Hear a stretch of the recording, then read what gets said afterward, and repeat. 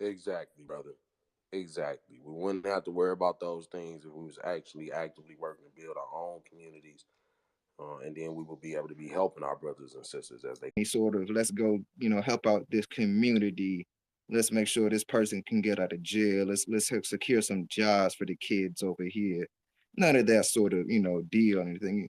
I don't see any of that over there. Yeah, the brother Tariq Nasheed is a celebrity, brother.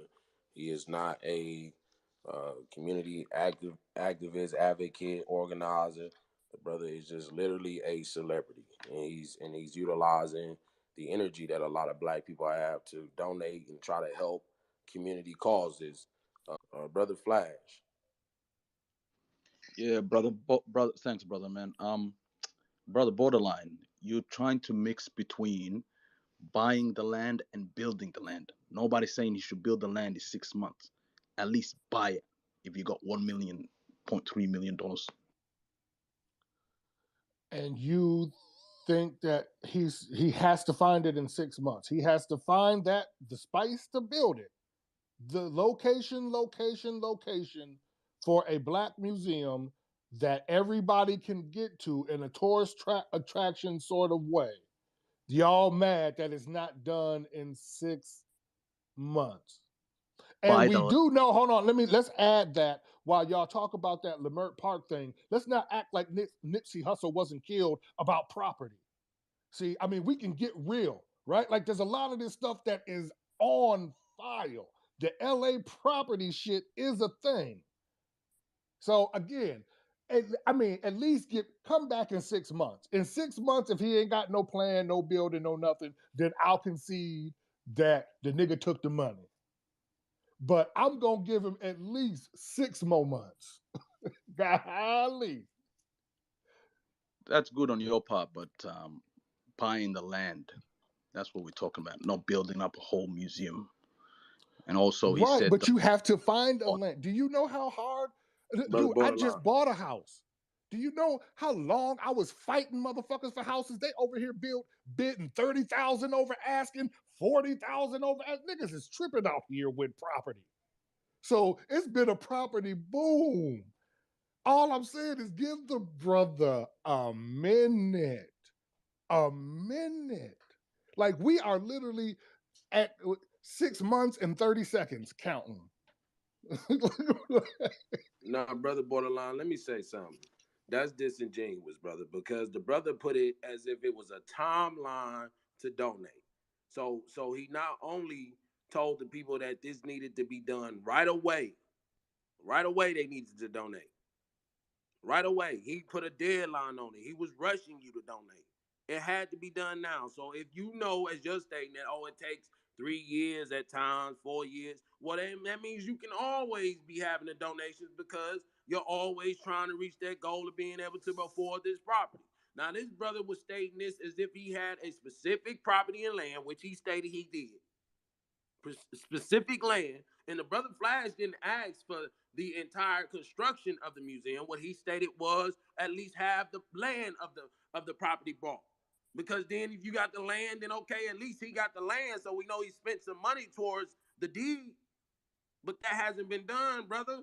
It doesn't take 6 months after you rush people with a deadline to buy the land. That's not genuine, brother. Because if that was the case, then he should have kept the donations open to continue to build for the land because the land is continuing to cost more and more. But at the time of August 2021, brother, the land didn't cost as much as it does now. If the brother was actually serious, he would have took the money out and got right to business. But see, that wasn't the plan. That wasn't the plan that the brother had in hand. So I don't think that we can sit here and say that because now we're going to use the inflation and all of these things to try to cover for that, brother. No, no, no, we're not. Because the brother was rushing people to donate. The brother was literally rushing people to donate. There was a deadline. There were videos every damn day about that. But all of a sudden, there's a video here or there to say, "Oh, we're still working to get the land, y'all. They done played us over the land. They done took the land. They ain't sold it to somebody." That's not genuine, brother. That's not genuine, and that's how people get their money took. That's how people get scammed and hoodwinked because now they think, oh, we just gonna keep waiting and see if he finally gets it together. Because we know white supremacy hold a brother back, but this is the same brother that want Africans out of here so he can live along with white supremacy. It don't make sense to me, brother. I just want to move the stage. Brother Red, welcome to the stage, brother Red. Yes, thank you, Happy Black. How you doing today? Doing pretty well. How you doing, brother? All right, I'm okay, just sitting here in traffic, but it's all right. Yeah, borderline, I got a question for you. You said you just bought a house, right? Yes, sir. Was it financed or you paid out of pocket cash? Okay, brother, is you the feds? No, no, I'm going I'm going somewhere with this. I'm going somewhere with it pertaining to this issue. I had both, brother. I had both cash and finance. I am financed. Thank you very much. Now, did you find the house before going to the bank, or did you go to the bank and told the bank, I'm buying a house, but I ain't seen it yet, but I need the money? That's How did it exactly what go? I did. I went and got pre-qualified for the money I was about to spend, and then I spent actually over 6 months because I've been looking for my house. Actually, I'm not even in my house. I got work being done on it right now. I'm in a loaner crib. Okay, so So, and I've you been got looking for, and this has taken me yeah. shit So since February pre last year. you got pre-qualified, but you Yeah, wasn't getting the money, but you already know where you're gonna get it when you find the house, right? right. Good. So now, how do you get money from people knowing you wanted to buy a land or build a museum and you rushed people to get it, but you ain't got no land, you ain't got no building, you ain't got Okay. hold up, Because he hold did up, not hold have up. the money yet. He Let me wanted to do finish. it with the people. And you keep saying he rushed you. The only reason there was a rush is because when you do a Kickstarter, you can only donate within the time that you have. So it was Okay, a time. listen.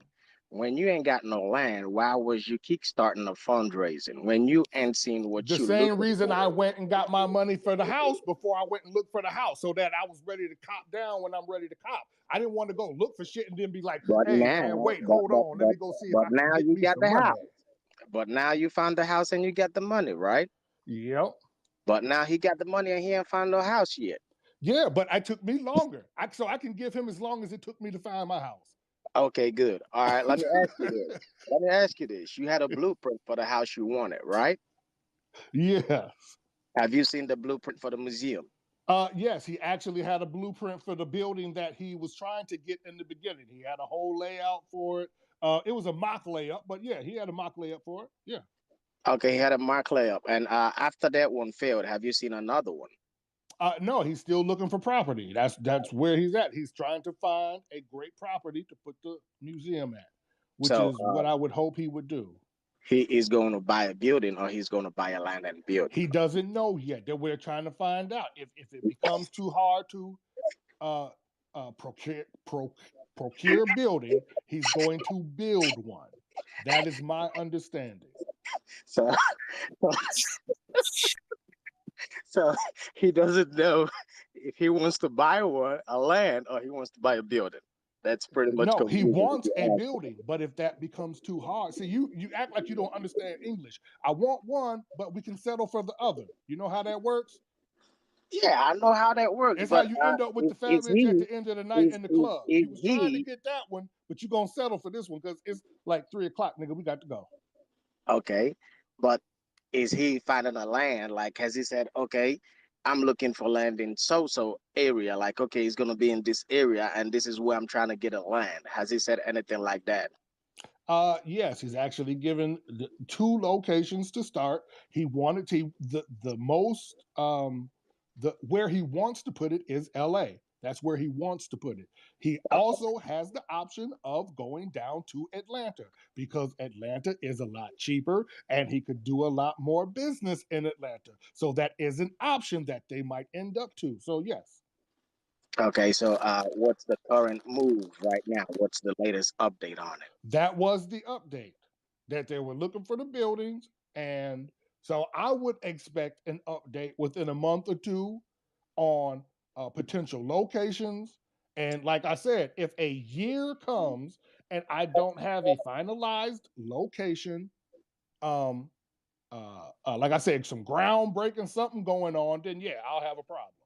I'm just not gonna have it today. I'll wait 6 months before I have my problem. Okay, but it's obvious you don't know how starting a business works or erecting a building works, and How is that? it's How is that? obvious.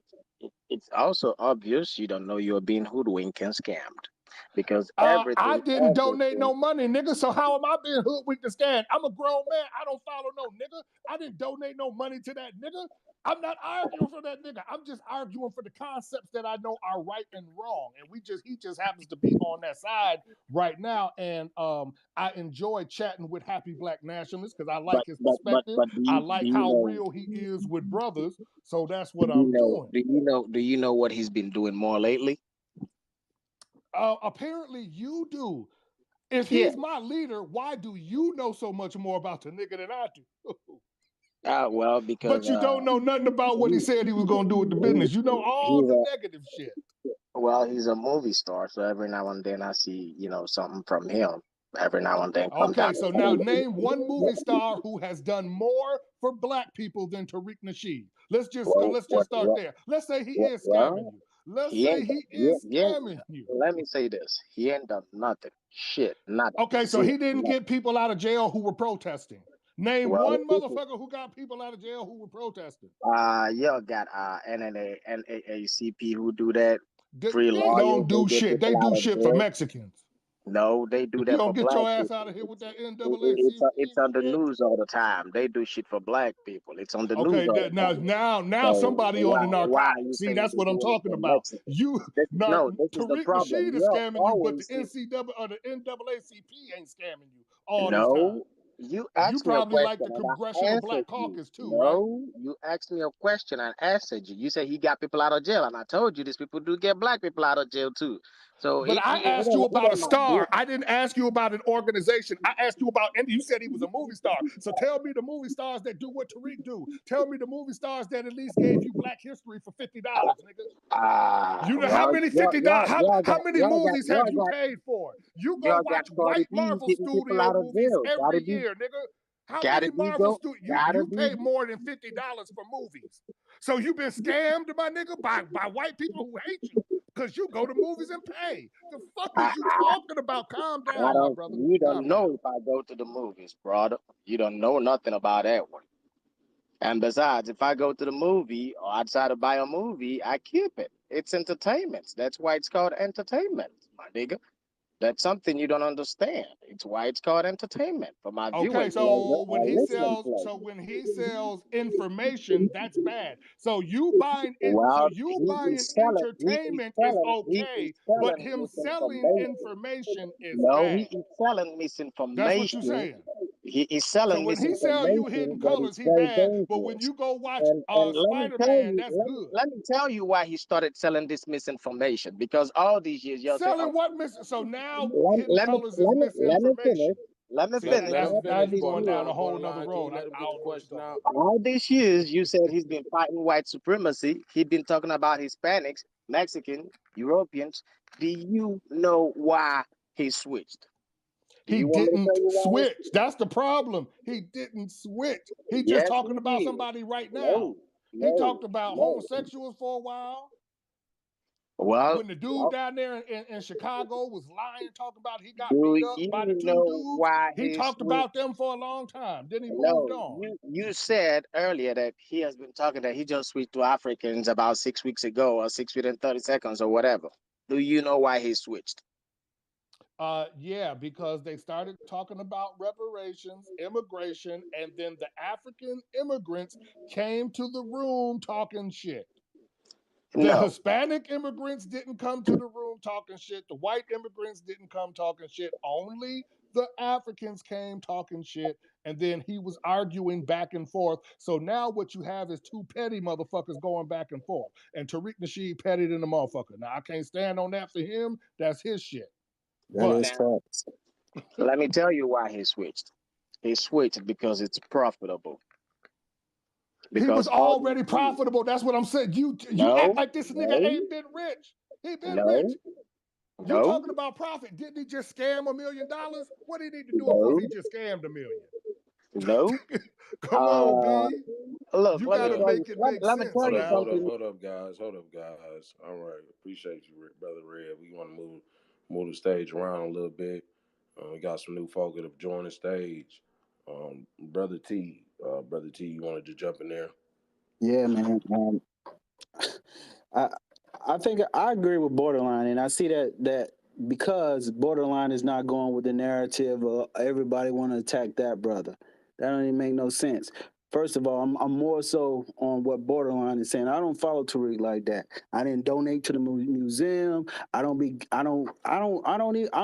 that to Tariq like that. Now, if he create a product, I will buy the product. That's it. But I don't know if this is really about the museum because I don't think none of you guys gave to the museum. Because, from the heat that I'm hearing on this call, if the people that gave to the museum is not really mad about it or angry about it because he's always explaining to them what he's trying to do. I don't see why you guys are mad. I don't think it's really about the museum. I think you guys got a problem with Tariq because he touched on a subject that nobody really likes. Like he started talking about immigrants. But the problem is, it's not Tariq. Tariq just he brought up a topic that black people resonated with. Now that's who you really got a problem with. And the problem should be why did foundational black Americans why did immigration resonate? Why those issues with immigration resonated with us? Because we see it when we were starting to talk about reparations and people get up there and they say, oh, we don't need reparations, and then we start doing a background check on that person. What's the background? Oh, they ain't from America, they from Jamaica, they're from Nigeria.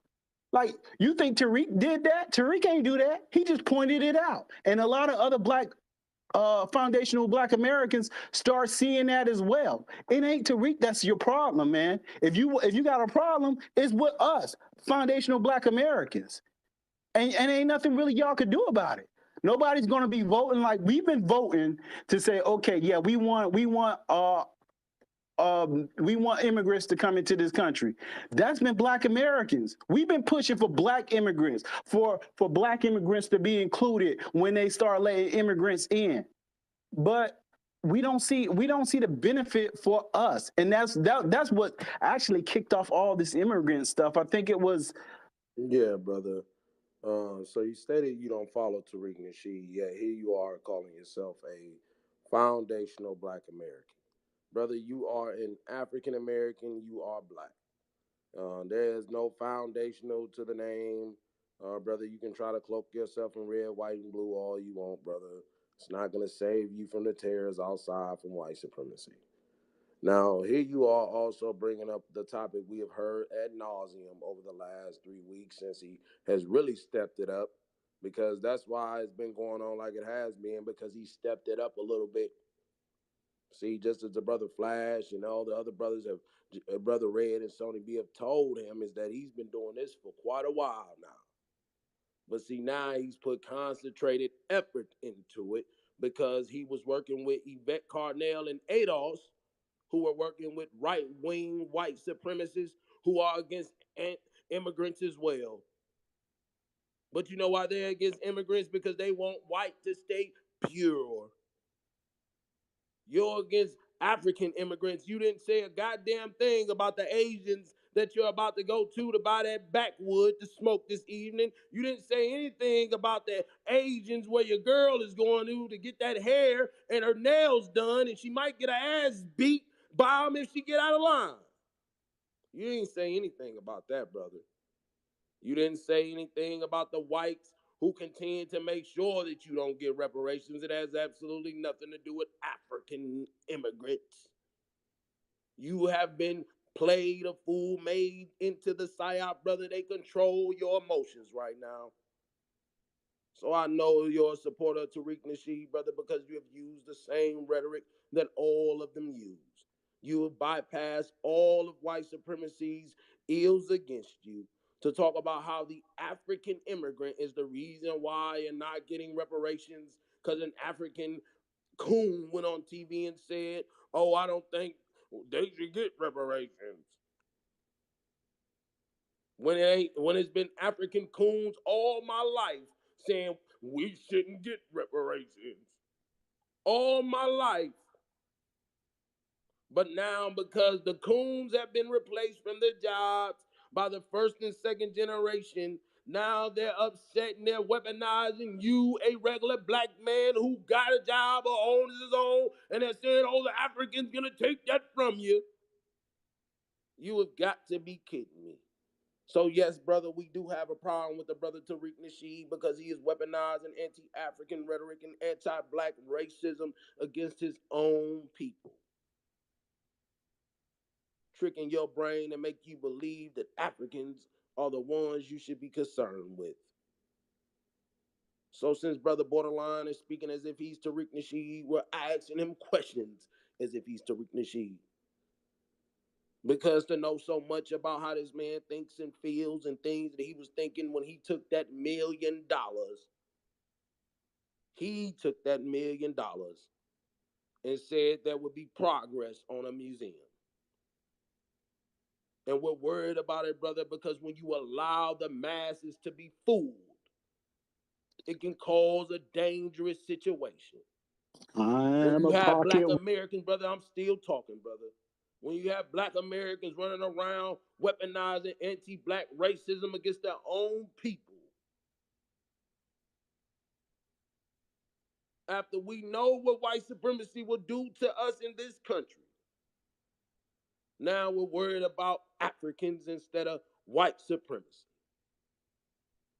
You brothers have been ran through a psyop and you don't even understand that they are manipulating your feelings and they're going to make sure that you open up your pocketbook and that you are sitting around saying, yeah, that's the fault of the African immigrant. They committing the crimes. You know your son just went outside today and did some horrible shit and you talking about, yeah, that's non-FBA activity. Unbelievable. So yes, brother, we are calling it out because to wait is to be bamboozled. To wait is to be hoodwinked. He had a video every day when he was raising the money. So he should have a video every day on the progression, especially after he stated the land was sold that he was going to buy and it is still up for sale. Are you done with the sermon, brother? Brother, I don't need you to ask me anything until I'm done, brother. I'll let you know. I'm explaining to you that the land is still up for sale. He collected over $1 million and the land is still up for sale. I'm looking at it right now, brother. I'm staring at the land right now, brother. So, yes, we're going to call it out because if he was being genuine, he would have stated he needed to raise more money because of the inflation that we're experiencing. That's what he would have stated, brother. Because to be honest is the better than to be deceitful, Did you give? especially, especially, especially when you call yourself a leader of the black people. That brother then gave some money. He want to come up here and act like he has it. That brother has gave a lot of money to this cause. That brother is a loyal supporter of Tariq Nasheed. That brother does not want us to talk bad about Tariq Nasheed. He wants us to cut this out. He doesn't want us to bring the facts to the conversation. He wants us just to sit up here with conjecture, saying that, yeah, we're mad at him. Yeah, we are mad at him because he's going down the wrong route. So since he's taking that route, we're going to take this route. And as I stated, I will be coming at the Black Authority once I do some more research on this brother, Jason Lee, whoever the hell he is. He's multiple people. And just like we see, a lot of these guys that are duping people are multiple people. Brother Flash, I think you wanted to get back in there, brother. Yeah, brother. I literally posted two videos up there, and these guys just came in here spewing utter nonsense, saying that painting Tariq as some kind of a person that's been attacked. He has a video up there 2 years ago saying Negro anchor babies are the biggest problem to black people for the past 500 years. Borderline, I want to talk to you straight. You said, bro? Borderline. Yes, sir. I'm chilling. I'm chilling. Brother, if Tariq said the land has been sold, but it's still up there, did he lie? Not necessarily. But it's not the truth, though. You would agree.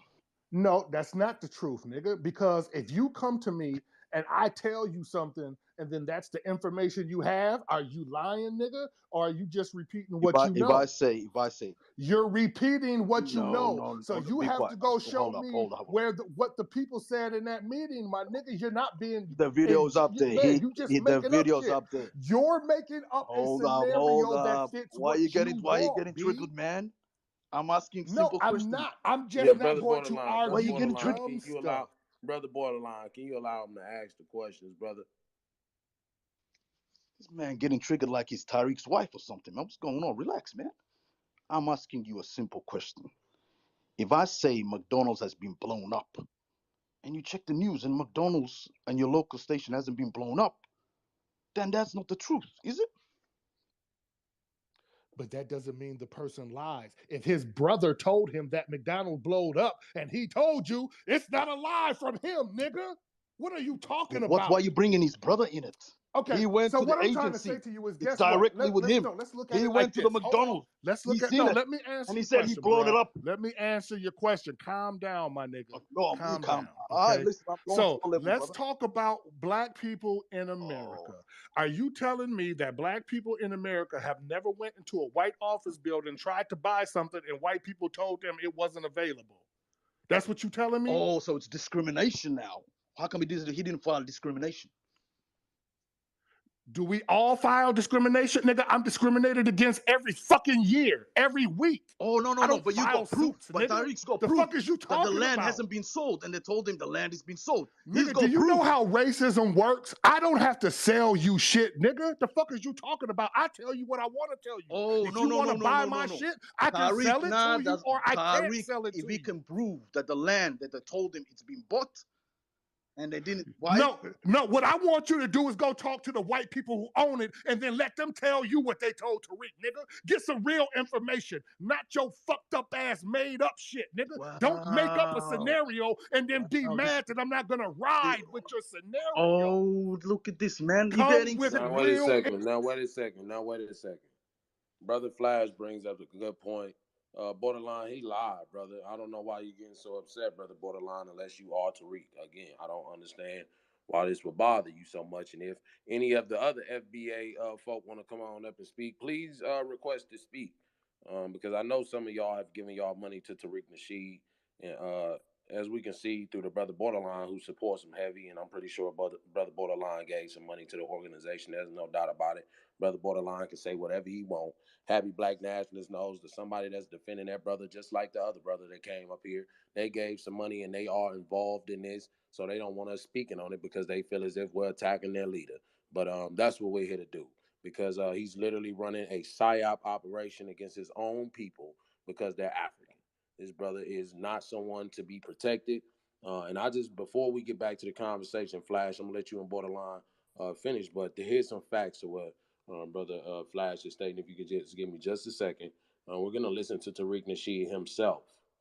We're gonna listen to Tariq Nasheed himself about what's happened with the land that he was to purchase. The same land that when I go on to um, the NEMA group, the NEMA NEEMA group, the same land, 4345 Crenshaw Boulevard, is still available. This land is still available.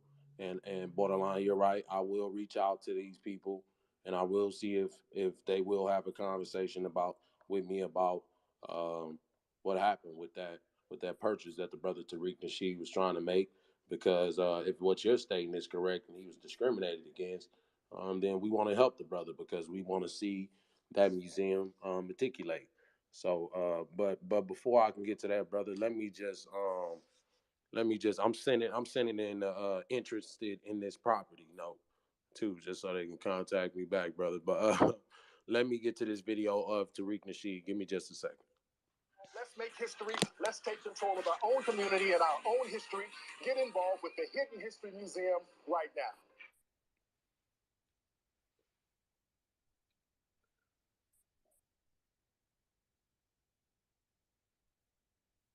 It's just showing words right now. It's gonna get back to some sound. That's to it. Right now, we're still trying to get the museum, ladies and gentlemen. This clip is from December 2021. And this is a great example. Cash in hand. We went in there with cash in hand. I have the money to get the properties down there. We showed them proof of funds. We showed them the bank accounts. We had that. What you want, we got it. Where do we sign? Boy, they drug ass, would not let us get it. Sell that to somebody making a damn weed dispensary. And they gave it to them for less money than we were giving them.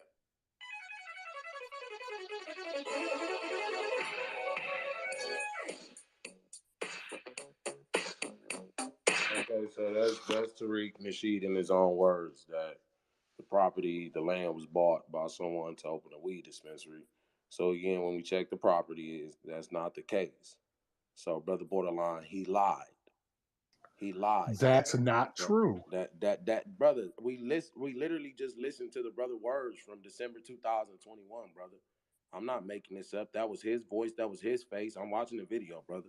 I'll send you the link if you want to watch it for yourself, brother. If you want to catch up on what you may have missed. However, the brother stated himself that the land was purchased for a weed dispensary. He didn't say my brother told me the land was purchased for a weed dispensary. He didn't say I sent my brother out to go purchase the property. He said he went out there cash in hand. That's what he stated. He stated he went out there cash in hand, ready to sign. But they told him they sold the property to someone for less for a weed dispensary. That's not the case, brother. That's what I'm explaining to you. No.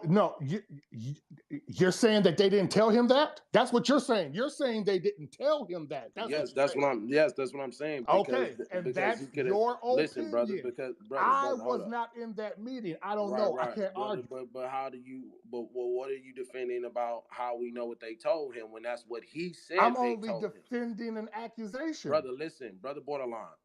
I'm not making an accusation. I'm basing this off of what Tariq Nasheed said himself, But you're not taking it all into context. brother. That's the point. There's Brother, context, brother. Come brother. He on, didn't brother. We say know they that there's told him they context to sold it for things. weed. He said that they sold it Okay, to hold someone on. opening a weed dispensary for Okay, so less, brother. let me give you a prime example, please. Let me give you a prime example, right? So let's go back 8 months ago, right? A lot of people were told a lot of things about the vaccine, right? And then a lot of people told a lot of other people shit that they heard that they thought they knew about the vaccine. Borderline. That Was does they not have, lying or brother. was they off? That's not a genuine comparison, brother. Yeah, we're talking about information because No, brother. Because then Tariq he would would, not brother. know Listen, who bought that building. borderline. I'm able to sit here and go on to the website where he was working with these folk to purchase this property. He could have did the same thing. You're not gonna tell me Tariq Nasheed, who writes a book, right? Who can make documentaries, that he doesn't know how to use the internet to see that, oh, these folk lied to me and they didn't really sell his land. That's not true, brother, because he would have stated that. He would have stated All the that people they have didn't to sell, say is they that that lied to thing me, they didn't go hoodwinked through. me, and they won't sell me the land because I'm black. He didn't state that, brother. He Okay, stated so that you're they saying sold that the land Tariq to somebody Nasheed, else, brother. He stated they sold the land to okay, somebody I, else I will who opened a concede that. weed dispensary, I brother. will concede that if you're telling me that you think the nigga that done scammed all this money for the last 15 years was so stupid that he just decided to throw in a lie at the last minute that would get him caught. That's what you're saying. Brother, And if that's I'm true, going based then off that's what the just brother what it stated, is. brother. If that's true, Borderline. Again, unless you are Tariq Nasheed, brother, unless you are Tariq Nasheed, I'm basing what I'm saying off of what Tariq Nasheed said. Now, unless you are Tariq Nasheed, brother, you can't refute what Tariq Nasheed himself said, brother. You can't offer me insight as to what he was thinking, brother, because you're not Tariq Nasheed. Now, if you want to be Tariq Nasheed, brother, I will allow you to be Tariq Nasheed, brother. I will allow you to be Tariq Nasheed because I would love to have a conversation with Tariq Nasheed about this and not borderline as if he's Tariq Nasheed. I want to have the conversation directly with Tariq Nasheed because that brother needs to do what's right. That brother needs to own up to what he did. He Now needs to that put I the would he needs love to to put the see. money where it needs to go, brother. That's what he needs to That's do what I would first. love to Wait see. a second, borderline, because like I said, if you're not Tariq Nasheed, brother, you shouldn't be so triggered. But you follow behind them pretty close, or as I said, brother, I would rather have this conversation directly with the brother Tariq Nasheed and not you, borderline. I wouldn't want to give you the smoke if you're not Tariq Nasheed because I don't understand how you're trying to defend what that man said himself on that recording.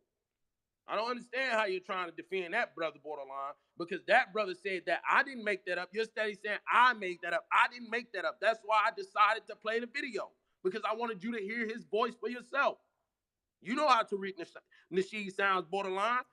You I know how did. I Tariq Nasheed listened to sounds. that He video. he sounds similar to you. So understand, brother. Don't try to act as if I'm making accusations up when I just played a video of the brother saying what happened, and then I'm looking at the video. I'm looking at the property in real time, brother. I'm sending the interest into the property right now, brother. So I can speak to these folks. And I'm gonna tell them, like, yeah, I done tricked y'all. I want to know why y'all played Tariq Nasheed and told him that this land was sold because that brother was gonna build a Black History Museum, and I'm gonna help him file a lawsuit against you motherfuckers for discrimination. Because that brother has a lot of money, brother. That brother has a lot of money, right, brother? So he should have went about filing that lawsuit for discrimination. Because then that means even more money, and that means maybe even a bigger museum. Now he can really be a leader of the people because he didn't brought us information, brother. But I'm not hearing that, brother. What I'm hearing you say is that may be another excuse. That's what I'm hearing you say, brother Borderline, is that Tariq Nasheed isn't in here, so maybe he has another excuse for why things worked out the way they did. Um, I mean, what do you want me to say? You have a set of beliefs that you have nothing to base it on except what you have to base it on. Again, you didn't go see the context with them white people. You don't know how the deal went down. You don't know if that's what he thought. All you know is what you heard, and you're basing what you heard on a negative annotation that you already have. So for you, it's easy to put two and two together and make an imaginary four because it's so close, right?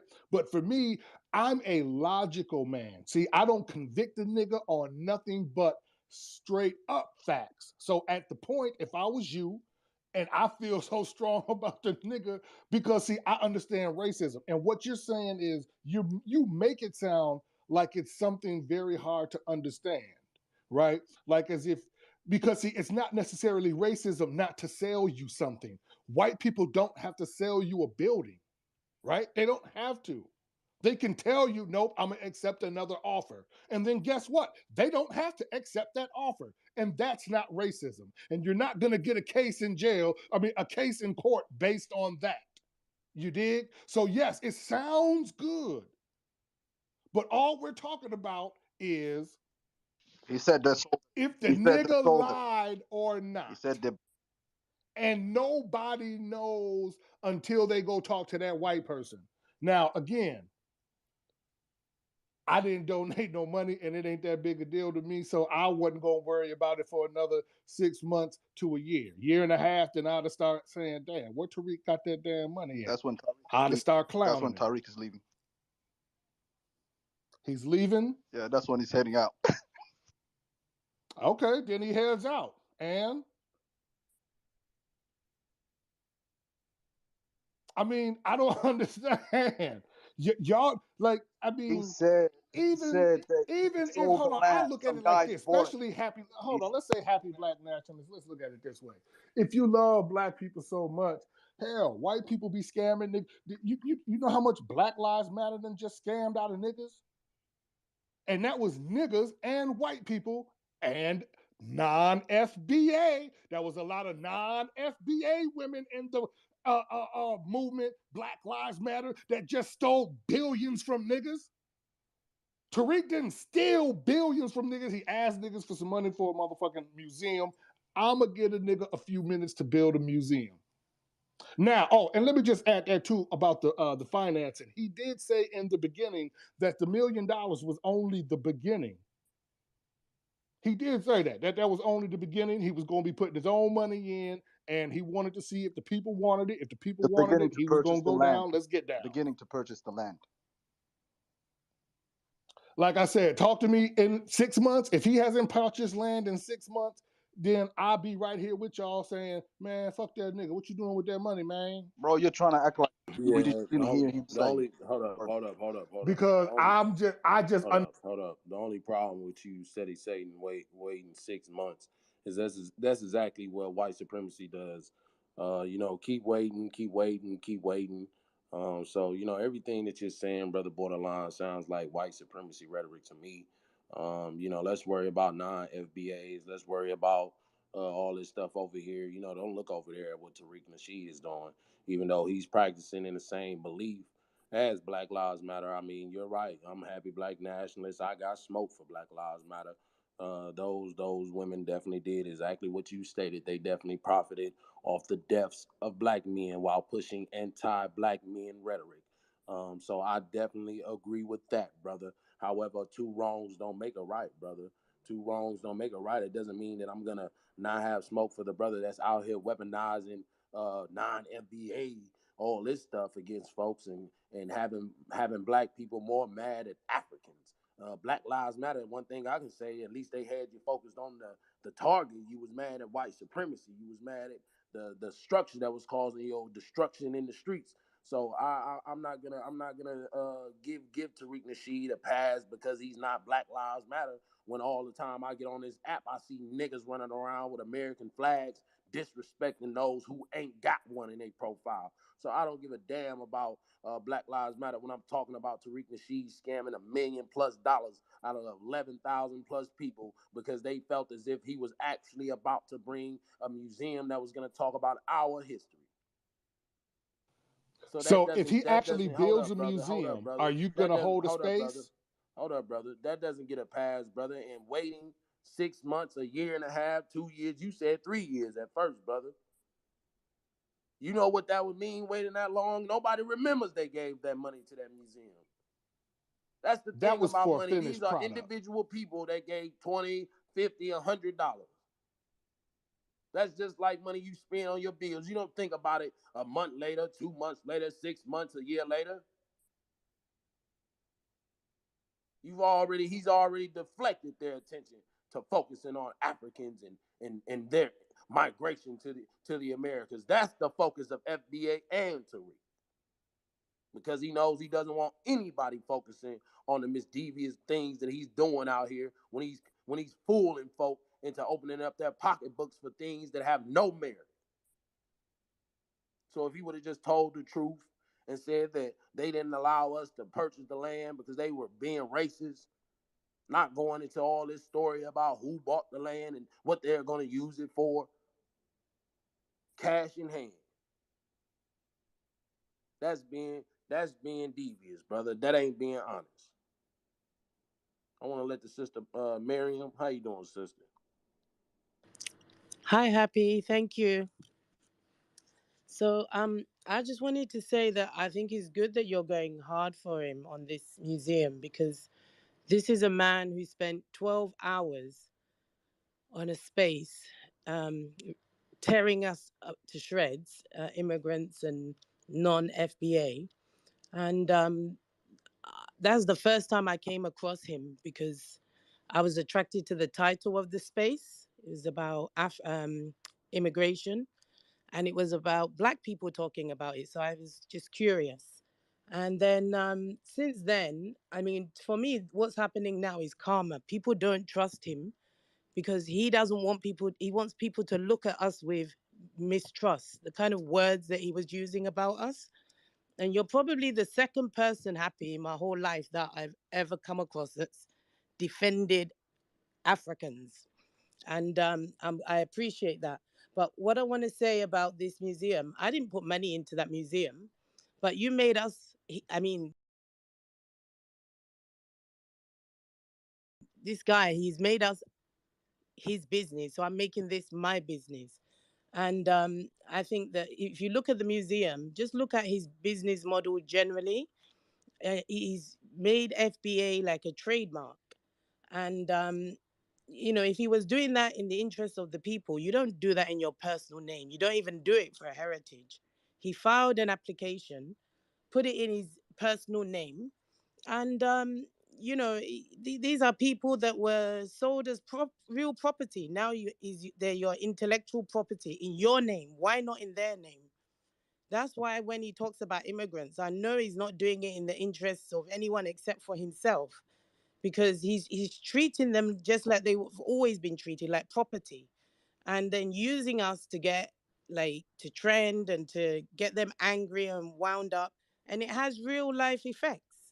And by treating them like property, he's the exclusive owner of this FBA. You don't do that. You're supposed to put it in their name. You make an organization. In fact, you should. I mean, he's not even supposed to be having these questions over his head. If he'd done things properly in the interests of FBA, then he would have made some kind of organization. And you have a board of trustees, accounts, auditing, and everything, updates. And then you're separate. There's no conflict of interest, but it's greed that's made him do it all, or ego. He's doing it all in his name. And that's not how you do business. He says he's a producer or filmmaker. If you run your business like that, it will go down the drain in 10 seconds. And that's what's happening to his. All of this is being bought on by himself. So the way he set up the trademark of the FBA, I mean, for me, I work in trademarks. I register trademarks. So I looked at the stuff that Black Americans were posting. And the red flag for me was, first of all, it's a lineage. That's really bizarre, because that means it's a brand. They've been branded when they were slaves. Now a black man is branding them, making them, what's the purpose of a trademark? It's to get a loyal following of customers who will repeatedly, come back to you for business and buy your product and promote it and recommend it. So, if you own that exclusively, the only way to get rid of that trademark is you have to, pass on to your family, or it will pass on you sell it to the highest bidder. How is that in the interest of the FBA? Why don't, the way he's doing the museum is the same way as he's handling the trademark. It's all about him. And for me, all this, this immigrant stuff, I, I find it evil. I find it really evil. And anyone who defends him or gives him the benefit of the doubt, then you're just a party to that. And why I say it's evil is because this is what's happened to us forever. How can we be sitting here having this kind of arguments caused by a black man? Caused by a black man who's making, I mean, there's somebody that all Tariq's followers were making comments about Africans today. And this girl got so angry. She's an African. She put a picture of a noose on Twitter. On her, yeah, she posted a noose. Now I was disgusted by that, but hate begets hate. And everything that this man is doing, you cannot justify what he's doing about all these excuses. Oh, it takes 6 months. When I bought a house, I didn't get the first one. So the first thing I did was try to find out, oh, who got it? What price? You look into it, you ask the agent what happened, you know? So this is just excuses. This is not how a serious person handles um, a large group of people or something of that magnitude. I mean, this is their culture, their heritage. But he doesn't sound like a cultured person to me. He calls us all kinds of animalistic names. And it reminds me of Rwanda. You know how that genocide started? It was broadcasting, the Tutsis broadcasting about the Hutus and calling them cockroaches. That's how it started. And to me, there's nothing to laugh about in any of this. I live in Nigeria. My family's in Europe and in America, and I just feel that I can't believe that we have to have these kind of arguments caused by one person. But Hitler was one person. He tried to make a master race as well, Aryan race, and I don't see any difference from all this FBA. I don't see any difference in what he's doing. He's using cutting and pasting from here and there. He thinks he's really educated, but his mind's in the gutter.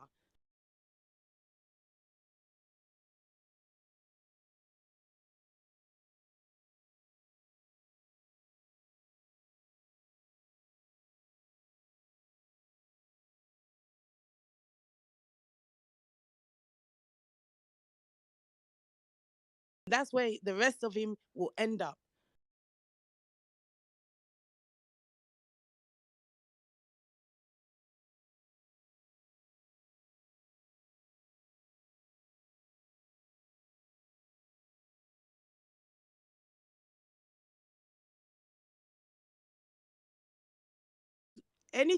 Anything that's happening with Black Americans, I just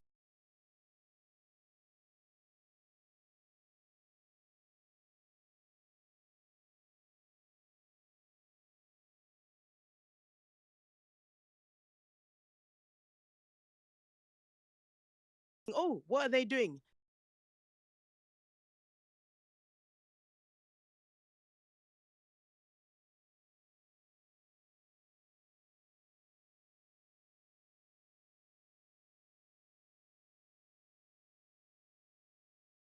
Tariq that bought you as his intellectual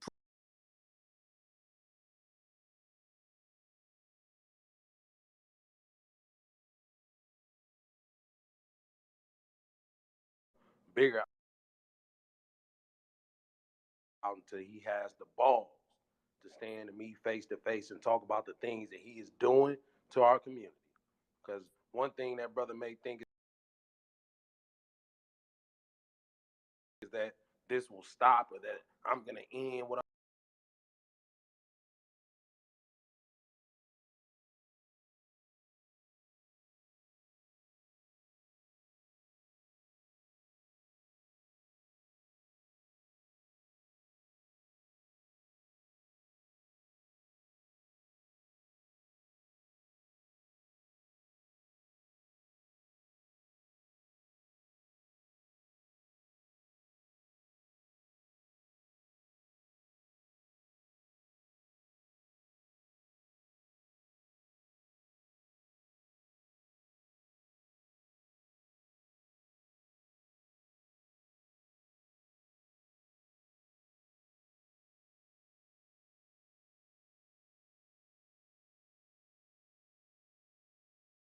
game because they were feeling as if, oh, this would be a cool thing, this would be a nice thing to have. Yeah, they just didn't know they were being duped by a master manipulator. And he's gonna continue to say white supremacy is keeping me from buying this, white supremacy is keeping me from buying that, but he's not gonna do anything about it. He's not gonna do anything about it. But he will tell you he's rich. Any rich man I know would get a lawyer and they would file a lawsuit. This brother is talking about racism ain't something you can define. Oh, racism and discrimination is something you can define. Especially when they have a white mother, he could have sent her with the money. He could have sent white mother-in-law with the money. He could have sent white mother-in-law with the money, and I bet she would have got that building in a heartbeat. So I ain't trying to hear no excuses because that's all they are. And the excuses need to be prolonged for 6 months and a year and a half to 3 years, so that way having black nationalists just leaves it alone. But in that time frame, sister, of leaving it alone, he will be weaponizing his non-FBA, anti-African, anti-black racism rhetoric all over the goddamn place. Because the views he gets on Twitter doesn't even account to the views he gets on YouTube. This brother is a danger until he changes his ways genuinely and apologizes for the harm and the danger that he's caused and rectifies things that these folk are running around and saying to other folk. I'm fucking around with the stream, so I can't actually do the broadcast. You see how this shit works? So I'm doing it on my phone. See how this is working?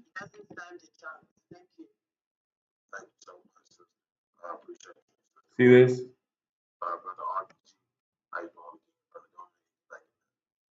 Yeah, Twitter kicked me out earlier, and thank you, Sister Mary. So they're playing games because you got to remember, Tariq Nasheed is a blue check. Keep that in mind. Tariq Nasheed is a blue check. It seems like he doesn't understand how reparations are brought or gained. And he also seems to think that white people don't know they owe us money. Them motherfuckers know they owe us money. Yeah. But they also have to admit to the crimes that they've I'm gonna leave it on this. us and the bullshit they put us through for the last 500 years. Africans ain't the worst thing that happened to Black Americans. White people is. What did all white people say back in the 1800s throughout the 1900s? The devil is white. I've seen the devil. He sure as hell ain't red. He pink. So I don't know what the hell I seen in that little video clip I looked at earlier about Africans being the worst things to come towards us. White people is. You know, let alone we talk about Arabs and them. But another thing, you can't vote for reparations. You can't reform a nation built on your death, on your destruction and exploitation. I never understand that. Why we have so many, I want to go out and be a lawyer and change the laws as if the laws and the entire system ain't built against you doing shit like that. You could put as many black faces in this motherfucker as you can, but they still don't act in the name of white supremacy. You can't vote reparations. That's something you got to take. That's something you got to militarize your people for. You can't vote that way. You can't beg Massa to give you money. You grab Massa by the head and you take that money. I'll never understand that. Let's vote and grab some money. And let's see if we can beg Massa. And let's see if I hate on the Africans next door. I'll get some money from him. Let's see if I tell Massa that I don't like other immigrants, and I make sure that the Democrats don't get in power. I can get some money from Massa. Massa ain't gonna give you shit, boy. Massa ain't gonna give you a damn thing. That's never understand. Oh Lord, I never understand that shit. That's all I gotta say for right now. I guess you got something to say. Could I just ask him, so reparations should just be something we don't think about? Or we don't for any of these things should be things that we don't think about? I say we shouldn't think about reparations. I said that's not reparations. Why are we gonna think about something that's not have to take that money? Okay, so now let's wait. Okay, brother, let me get real with you, brother. Let me get real with you. I understand that passion. I feel that. But let's be real, nigga. You got a nuclear bomb. If not, what the fuck are you talking about? Let him respond, bro. You don't have a nuclear bomb, my brother. If the police slapped your mama in front of you, your ass wouldn't do shit. But you talk about we're gonna take reparations. That's not possible. We either gotta try to work within the regulations and rules that we have, or shut the fuck up. Otherwise, just shut the fuck up and take what white people gonna do. The fuck else is we doing? That's what I'm saying. Like, niggas is really bitches out here. Like, we either gonna, we're not gonna fight them, brother. We can't fight them. Hold on, brother. See, look, this is what I like to call house nigga syndrome. You can't fight back against Massa because you don't got what Massa got. I'm pretty sure if all 43 million of us motherfuckers was armed to the goddamn teeth, and we said, look, bitch, give me the money, I'm pretty sure them motherfuckers gonna do something about it. If we got that's a big answer. And if we had a nuclear bomb, we would do the same thing.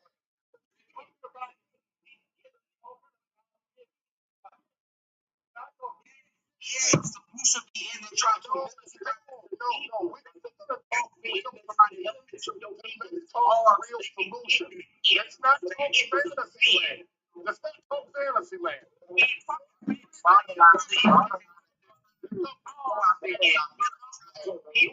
With them a fighting spirit, motherfucker, maybe they actually have the chance to fight instead of sitting there bitching. These five months is still waiting for you to do something.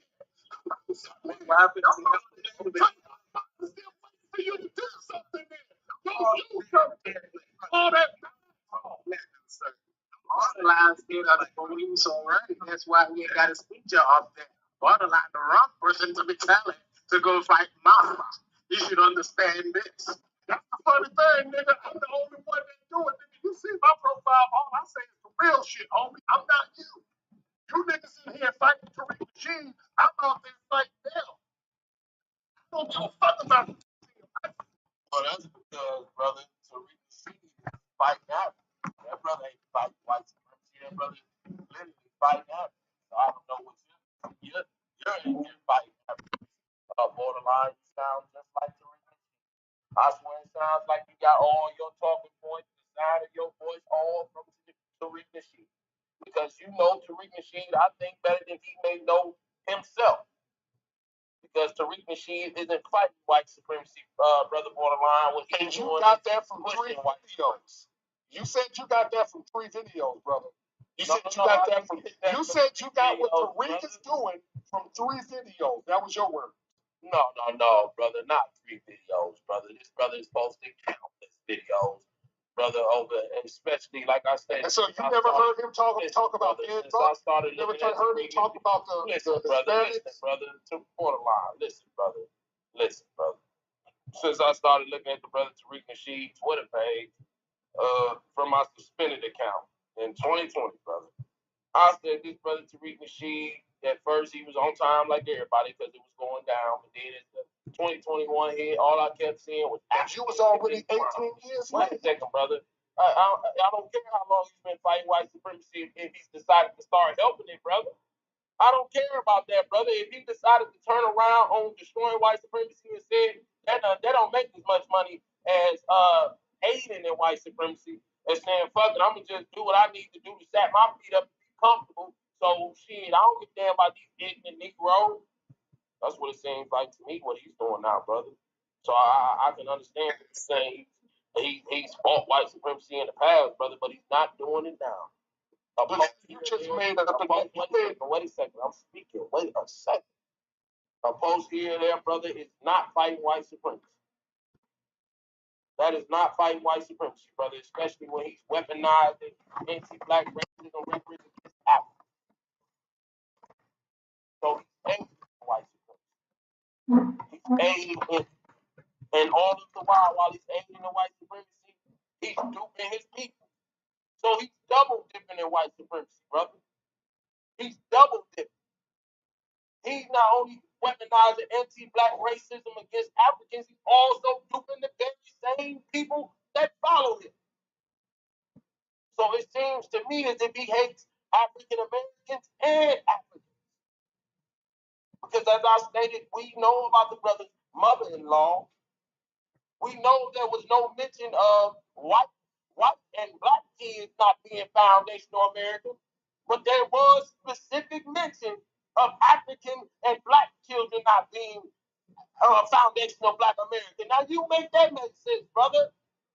Seems like that brother wants a closeness to whiteness. Seems like that brother hates his dark, chocolate skin. Seems like that brother has a problem looking himself in the mirror and understanding that his folk are African. Seems as if that brother has said that fighting white supremacy takes too much energy. It puts you in a dangerous place.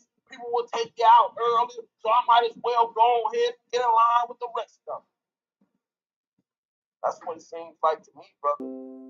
He waited 20 years for that? Brother, they wait longer than that sometimes, brother. No, they don't. Longer than that, right? Everybody holds out as long as they can, but it seems as if he has held out as long as he can, brother. And now he's utilized his platform to just make the chips, and that's it. But that would make sense if he wasn't making money. He makes money. He been paid. This technical difficulty is on purpose. Somebody raise a mean. That's why I can't find the. That's okay. So, brother, I understand he's been paid, but somebody's poor folk help. Somehow it still needs the poor folks help instead of just being able to stand up for the poor folks But as you and can hear, be it's there still for going the on. poor folks. He But said, I I can't need join your help on my as the PC poor for some folks. reason. So, brother, I understand. I recognize How are we supposed to be together but not be together? That just that don't make sense. So if he made them, so let's say let's just say the museum is here years from now, right? That was a bad thing because the people who helped him make a museum, like the people helped Walmart, like the tax dollars. Like I don't understand why a black person with money is the problem, especially when he's not taking it from white people. You can't show me the white people he's in bed with. You can insinuate that he's in bed with him, but you haven't seen him take $1 from a narrow white motherfucker. All his money has come from grassroots following. It's just Twitter playing I games. mean, the As you church can make see, more money than Tariq, and they way it's more still going money on, than he is. but I can't join If you mad at on Tariq my PC. scamming $1 million, what about the millions the black churches killing from niggas? See, again, brother, you trying to throw the around. He's saying that basically if somebody else can scam, then I can scam too. Or Tariq can scam too. So I'm not here to talk about the black church. I'm here to talk about Tariq. He has grown black men on the internet, weaponizing anti-black racism. This is on purpose. This is blue check power right here, people. See this? Blue check power. But they're black Americans. They're Indians, but they're black Americans. So, brother, I'm not gonna get that brother a pass for the foolishness that he's protecting him, no matter how innocent he makes him, and I doubt he does, because I'm sure the brother is very articulated brother. He knows that. So let me switch this over to my iPad because I got to do something. So we all can see the purpose, because it's not about destroying white supremacy when everything he's doing is about capitalizing. Yeah. Everything he's doing is for sale. That's the problem. Black liberation is for sale. And just as the brother RBG said, he was actually utilizing this platform to inform black folks to ready themselves for what's to come, or be ready for the unexpected, or start to plan for the unexpected. But that's not happening, brother. Instead, he's just saying, I need $20, $100. Make sure you buy this $45 book. Make sure you buy my $50 DVD. It's just so much that's happening in the same span of time, brother, that it can't just be ignored. Now, happy black nationalist is the permanent idea of a controlled opposition. They'd much rather have happy black nationalists try to go at Tariq Nasheed than me. That's the reason why this is going on like this. But now you got these black Americans acting retarded. Really coming in talking about what activists are doing to them and how activists are taking their jobs and how activists are the worst thing. Literally unbelievable. Please let me know if the audio is good or not. Go ahead, brother. Before you go, brother, give me just a second. I want to all still helping happy black nationalists share our space. As I stated before, and free men do not want to be on this app, because I'm going to participate in activities like these, where I call out this mindless quote that is just following around xenophobic rhetoric, trying to weaponize black folks against themselves. So we have to make sure that we're doing everything that we can to help happy black nationalists continue. See, this is why happy black nationalist is full of shit. Let me go to my profile. I also want to see more participation from you all. So if you can please raise your hand Because and come up on the this stage is what he has and no share your smoke point. for. I would love to hear from you, especially if you're someone This is who he has no smoke for. because this brother, or I should say Tariq Nasheed, Go to the original post. He won't come in a space like this. Tariq Nasheed won't, because he knows he doesn't want to face a man like happy black nationalists because I'm not going to go off of objection. I'm going to go off the facts of what he said. No, you're controlled opposition. So that's the reason why he actually is in the room, So maybe he can offer in my us a new opinion. excuse today. Tweet is A new unavailable. reason why this Good will thing not, that I why copied this it will not or ever come to fruition. copied it here.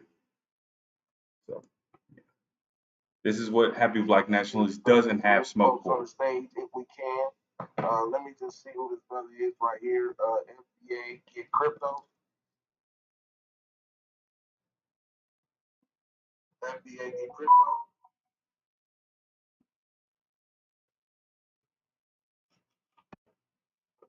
Now you've been quiet. Come off the mic. I'm gonna move you off the stage, brother.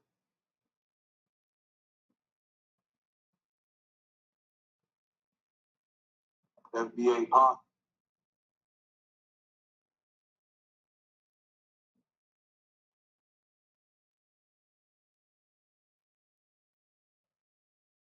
Seems as if the FBA people are the ones with the phone issues now.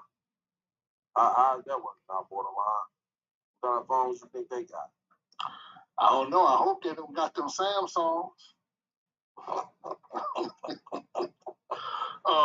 Can I address being Tariq and that money?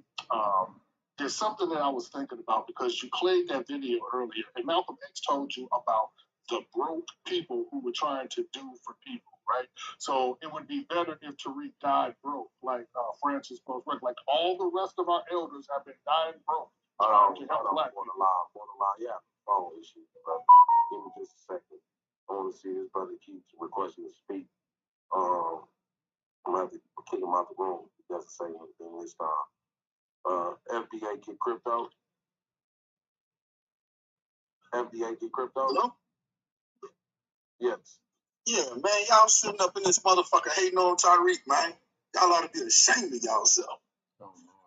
Oh, so you're a follower of Tariq Nasheed. I'm a supporter of Tariq Nasheed. So how did you give to the Hidden Museum? Absolutely. Absolutely. Absolutely. What made you give, brother? Tariq, I guess y'all just not getting up on Tariq through this Twitter. Tariq been building shit, been entrusted with black dollars for years and years, and did everything he ever said he was gonna do. From all of his best What? What has he been building? To his document, everything he ever said he was gonna do with the money, he did it. Everything he ever said he was gonna do with the money, he did it. From all of his best-selling movies to everything else he ever did. If he collected money, he did it. Tariq stand on it. Must be his friend. Well, except, but wait a second, brother. Except this time, right? We talk about the hidden museum. It's hidden for a reason, brother. It doesn't. It's the white people trying to maneuver to keep him from putting it together. They pulling all kind of shenanigans on him getting the real estate out there in California. They ought to just bring it to Atlanta for real. Yeah, well, that's what the brother is stating, right? However, when you go onto the website, the land is still there, it's still available. There's no dispensary, as he stated, where someone purchased the land. And also, brother, I mean, if this brother has had this money and he was rushing both to donate because he was making it seem like he had to get the payment down right away. Why would your brother be updating you the same way he was questioning you every single day to make sure you donate? Man, I'm just gonna tell you, man, a long time supporter of Tariq Nasheed, man. All us FBA, man, we know he is a man. That's all we ever known Tariq to be is a man of integrity. Not talking about these Johnny come ladies who just not getting up on Tariq in the last few weeks on Twitter. But us who've been following and supporting Tariq for years and years, he is a man of integrity. And the whole reason why reparations is even a topic on the national scene is primarily because of Tariq. That's why it's even a thing. No, it's ADOS. I'll give them their credit for that. That's ADOS and Sandy Darity. No. That brother wants you running around like you all talking about something that he created and that has no substantial movement. You brothers and sisters are making a lot of noise on it with your anti-immigration, anti-African rhetoric. But that's all you're talking about, brother. You brothers and sisters are not talking about reparations. Tariq, man, I mean, that's up for debate. I'll say that's up for debate, especially when he's weaponizing brothers like you against your other brothers from Africa or from the continent or the diaspora. So, brother, I can't trust a brother like that that's doing activities like that, but at the same time selling documentaries to you like he's pro-black or like he's about black, but then having you attack other black folks because this is the way we get all reparations, putting the American flag on. That's not the way, brother. If it was that simple, then don't you think your ancestors would have did that already? Don't you believe that, FBA? Well, I guess you just came to defend Tariq for a while. That's fine.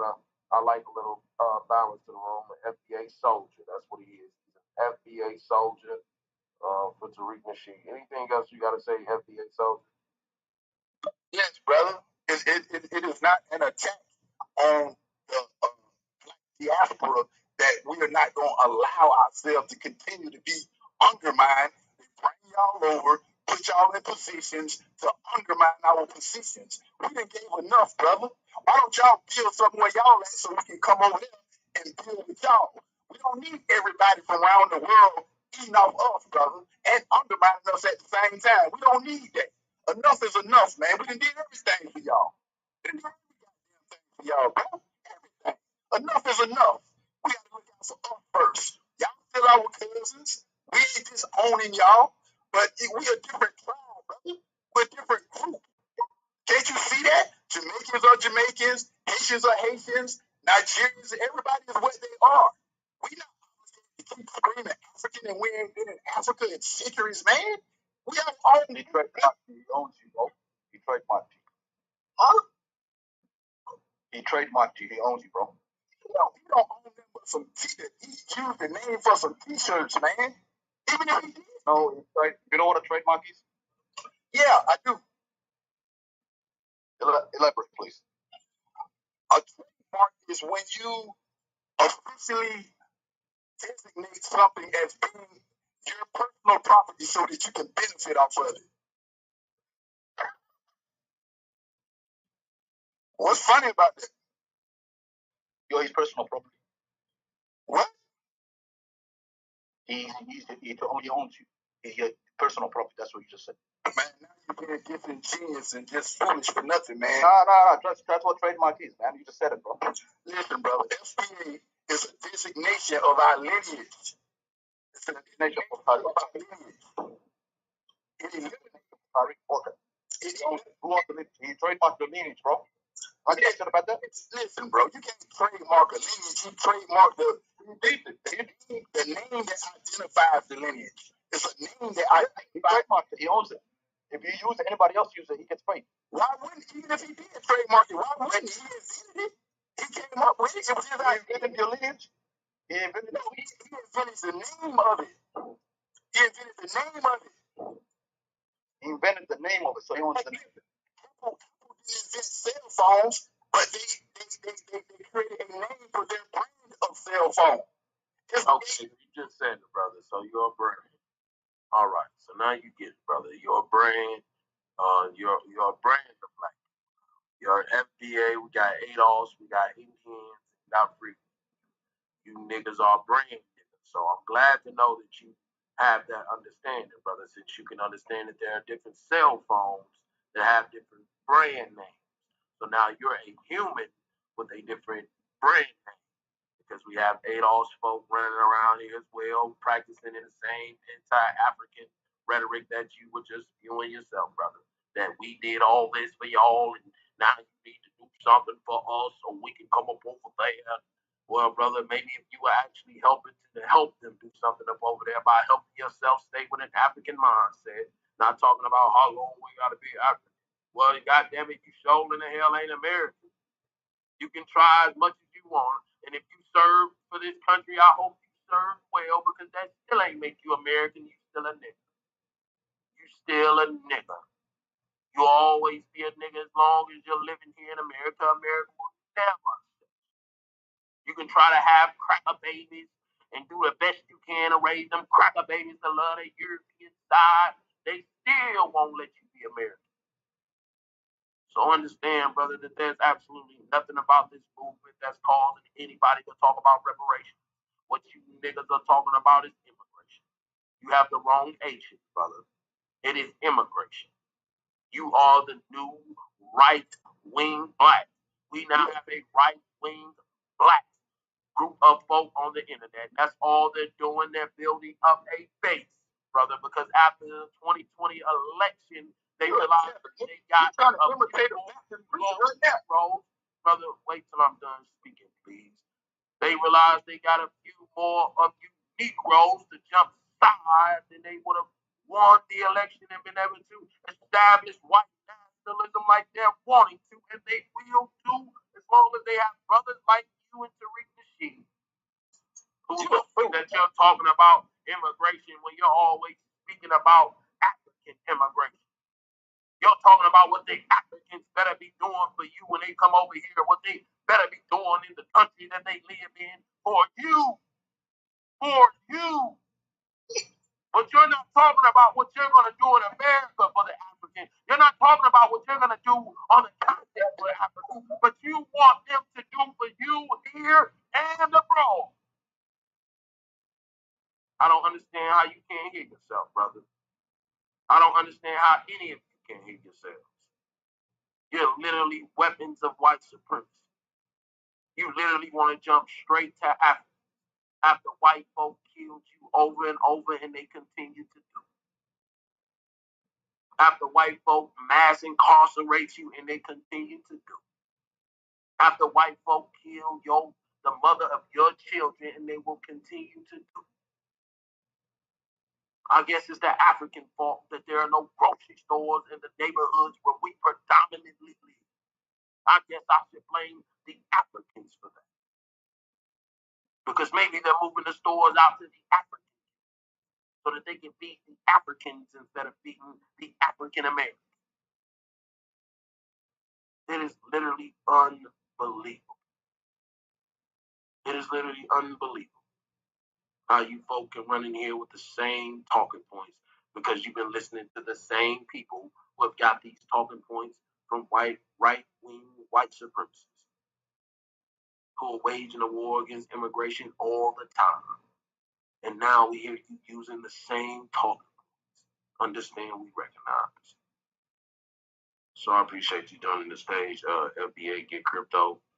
Brother, you seem to be a soldier of the FBAs. You seem to be weaponized against your own brothers and sisters who are African. You seem to not realize that when that brother's trademarked FBA, he trademarked every single one of you who run around with it in your profile, who run around with it at your house with a flag, who run around thinking that this is an actual lineage, brother. This is not an actual lineage. I got that phone juice too, nigga. The flags and the old gold juice too. I'm pretty sure you got it all, brother. I'm pretty sure. Like African God, bro. You trying to sound like a American Baptist preacher, nigga. You're trying to imitate Baptist preacher. Wait a second, brother. Wait a second. You've never been a happy black nationalist space. I can tell right now, brother. You've never been a happy black nationalist space, but you jumped your ass up here because you know you one of them fools who have been tricked by Tariq Nasheed. You have already said that you have paid out of your pockets for a museum, that you didn't get anything.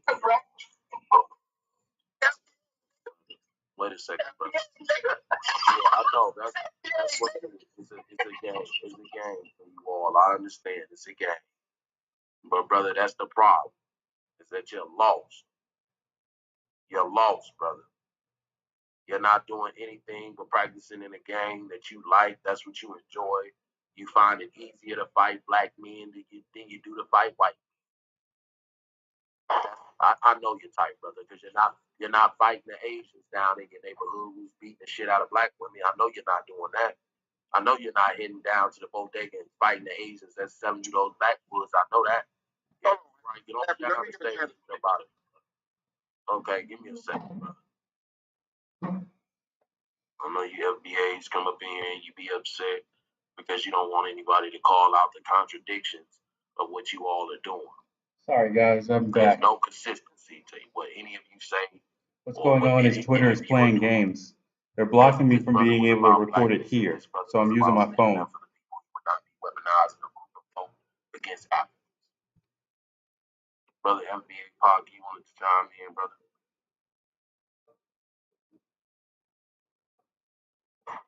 Hello? Yeah, Happy, what's your issue, man? What's your issue? I mean, since you got all this unity and want to do all this, why don't you go over there to Africa and see how much you can build over there? Okay, brother. Why don't you go try and do that? That's Instead of my trying to plan. tear brothers down over here. Wait a second, brother. Wait a second. That's my plan. This is your first time in Happy Black National Space. I understand, brother. I understand, brother. I am a Pan-Africanist, brother. I am of a Afrocentric mindset. I am black first, brother. I don't disrespect No, Africans you're on a controlled global scale opposition. You were like on the there brother calling a Tariq white Nasheed person cracker has, and all this other shit. You're and think that controlled it's all just opposition. funny games while he And you continues have to no smoke for capitalize this on man beliefs right like here. See, so, brother, that is my plan. the Brother, truth because I'm lies in black the first. middle. I'm a black He's on man. some Phil Scott shit. Man will bring it down upon you. So, brother, I plan to run like the track star. You got 6 months. You go ahead and run. 6 months. That's right. You go ahead and run, and then you let us know how it worked out for you over there. Once you get around most of them Nigerians and them Africans that you so far supporting while you over here. Get over there and tell us all that when you get over there. Brother, you act as if Tweet you don't back. live. Brother, you act tweet as if back you and don't let live. us know what's going on over there. Brother, you act as if you don't live in cities and communities where black folk kill themselves every single day. So everybody kill everybody. I know you niggas want to get up on this app and act as if, oh, FBA, we top notch, we just so classy. Well, the truth is, the reason why they were pushing for reparations because FBA is in a shit place, right? FBA wealth is going to be at $0 soon, right? See, this is that off So code everything in V2 America ain't going okay, bullshit FBA pop, no matter what you believe, while where you sit you in the ghetto, insult you think it's your descendants of normal American home, slaves and you using think Tariq it's your Nasheed normal as a neighborhood, as you're a talking about. scapegoat. You continue to sit back and continue to ask the white man for everything you ask for, brother. Off code V2, that's you right there, You want boy. to actually stand up for That's yourself, your leader. fight for the things you know you deserve, and fight for the people that you know deserve the same opportunities that you deserve. So you want to talk about how bad? Let's talk about how bad. Because brother, I'm not an African immigrant or first, second generation. Nigga, I'm African American like you. Let me know if the audio's bad. I think anybody who's disagreeing with you niggas is somebody else. Oh, that's right. Africa. Oh, nigga, just go like the Africa then, nigga. Like that's an assault or something. Like you're saying something back by telling me to go back to Africa. You sound like a goddamn cracker. There he goes. That's how you know he's controlled opposition. Because he's saying that, and Twitter's not actually shutting down the space.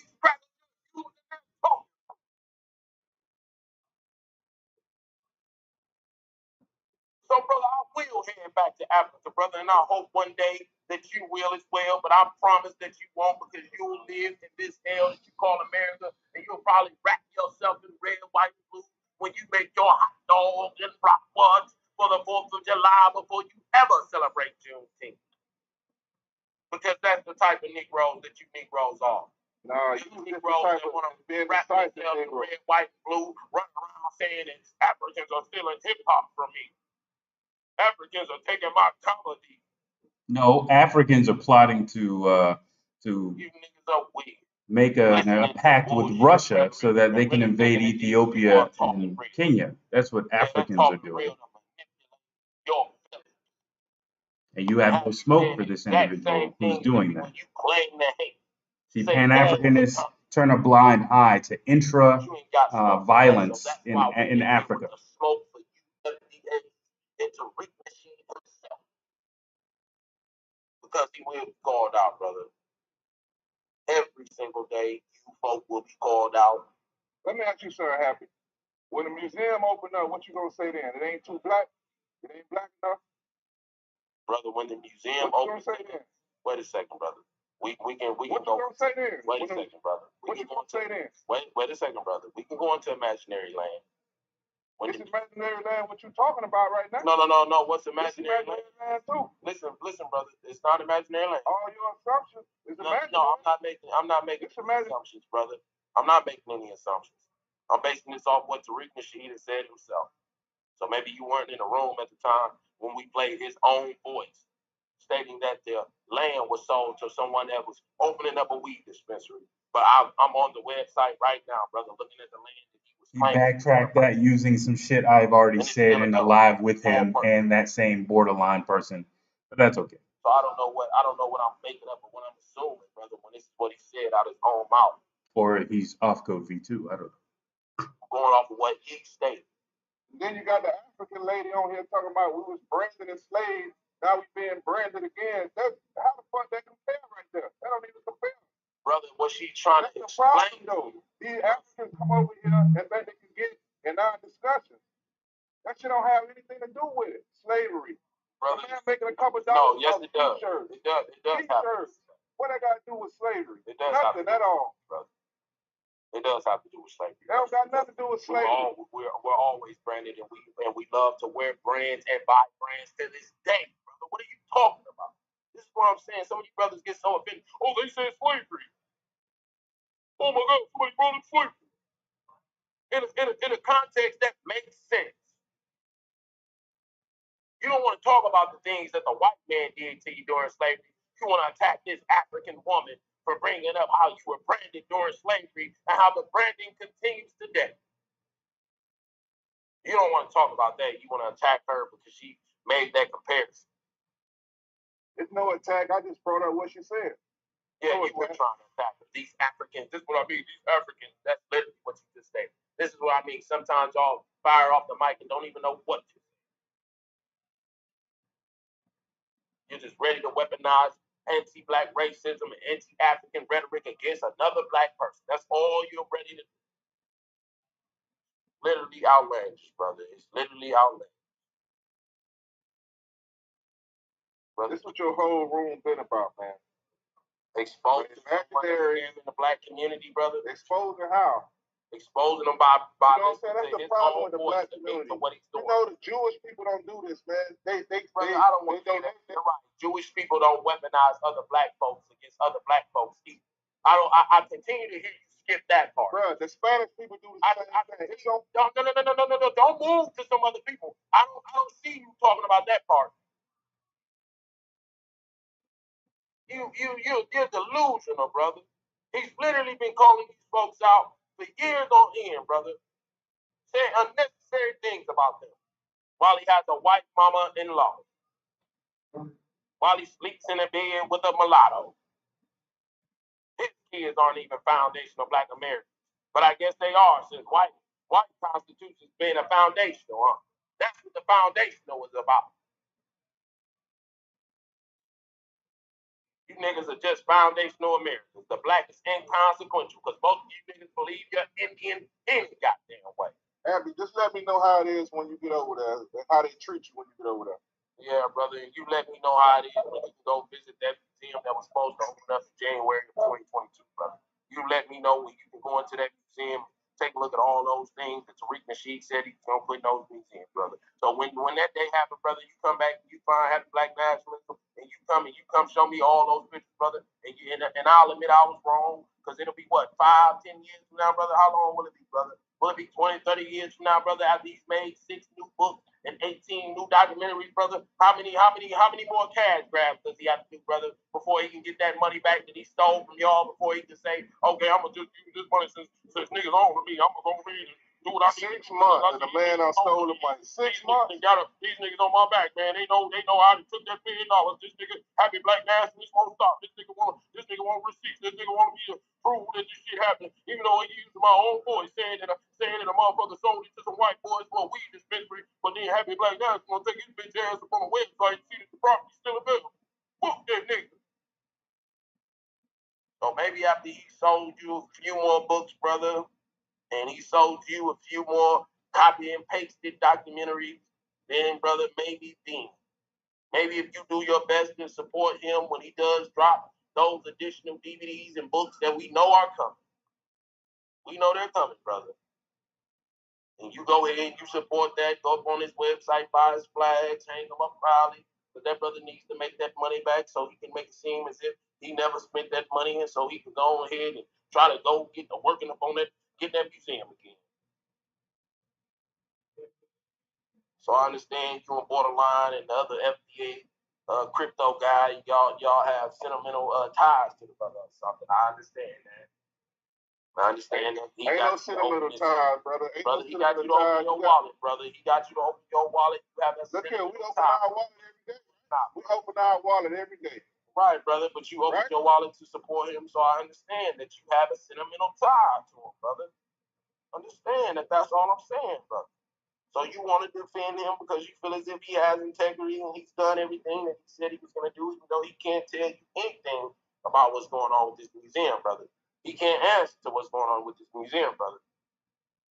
It's only been 6 months, bro. 6 months. I understand that that's the rhetoric he wants you to come up here and push, brother. But it's been 6 months where he hasn't acquired the land. It's been 6 months and he lied to the people and said that somebody else bought the land, but nobody bought the land, brother. Nobody bought the land. The land is still available. So he could have took white mama-in-law down there and she used her white privilege. He took white mama-in-law down there and she could have used that white privilege and she could have said, I'm going to buy this land. I'm going to buy this land for my son to reap the sheep. Since they're being racist to him, let's do a trick and see if they'll let me buy it instead of how they treated you. Because if somebody has a white mama-in-law, you literally can practice this shit and get even more back. That's not what he did, brother. That's not what he did. He went on his channel, on his YouTube channel. Nobody put a gun to his head. Nobody put a gun to his head to say that somebody came and bought the land and was opening a weed dispensary. Didn't nobody put a gun to Tariq Nasheed's head to say that. He said that on his own. And then when you go and check this, he said this in December 21. It is February 22. He said this in December 21. It is February 22. And you can still check the website. And if you got the money, brother, you can buy the land. How much is the land? You can buy the. Wait a second, brother. I'm still speaking, brother. You can buy the land, brother. So I'm not gonna allow somebody to come here talking about, oh, it's only been 6 months, yeah, and the brother wants 3 years. Oh well, that's what Borderline said, who seems to be in the same house or in the same family as Tariq Nasheed. He seems to have a intimate insight into Tariq Nasheed. So brother Borderline stated that he wants 3 years. He wants 3 years to make good on your $1 million. A man that runs around tells you he's a celebrity and he's rich. He needs 3 years to make good on your $1 million investment. Brother, no calls, no chairs. Welcome to the stage, brother. What's going on? The show has gotten started. It's popping now. You got an FDA. It's a good show. It's like first take right now. How much is this land? Where is it at? What's the address on? 4345 Crenshaw Boulevard. Right now they have it priced as about $3.2 million. Yeah, this sounds like a scam. Now, this is one thing I want to know from an FBA guy. How does it feel to tell your black brother, sister, cousin, auntie, uncle, whatever, to go back to Africa? I want to know, how does that really feel when it come out your body? You say it loud and proud. Just like the white boys were telling me all back in the 80s, 90s. Go back to Africa. They said it loud and proud, felt it in all the videos I've ever seen. Said it to my face before. I just want to know, how does it feel for a black man to tell another black brother, go back to Africa? That's the craziest thing I've ever heard in my life. Never heard nothing that bad before. Go back home. Just like the white boys be saying. Go back home if you don't want to be here. We never wanted you anyway. Now, black brothers and sisters telling another black brother and sister to go back to Africa. Man, that's a cold game been played right there. Hold on now.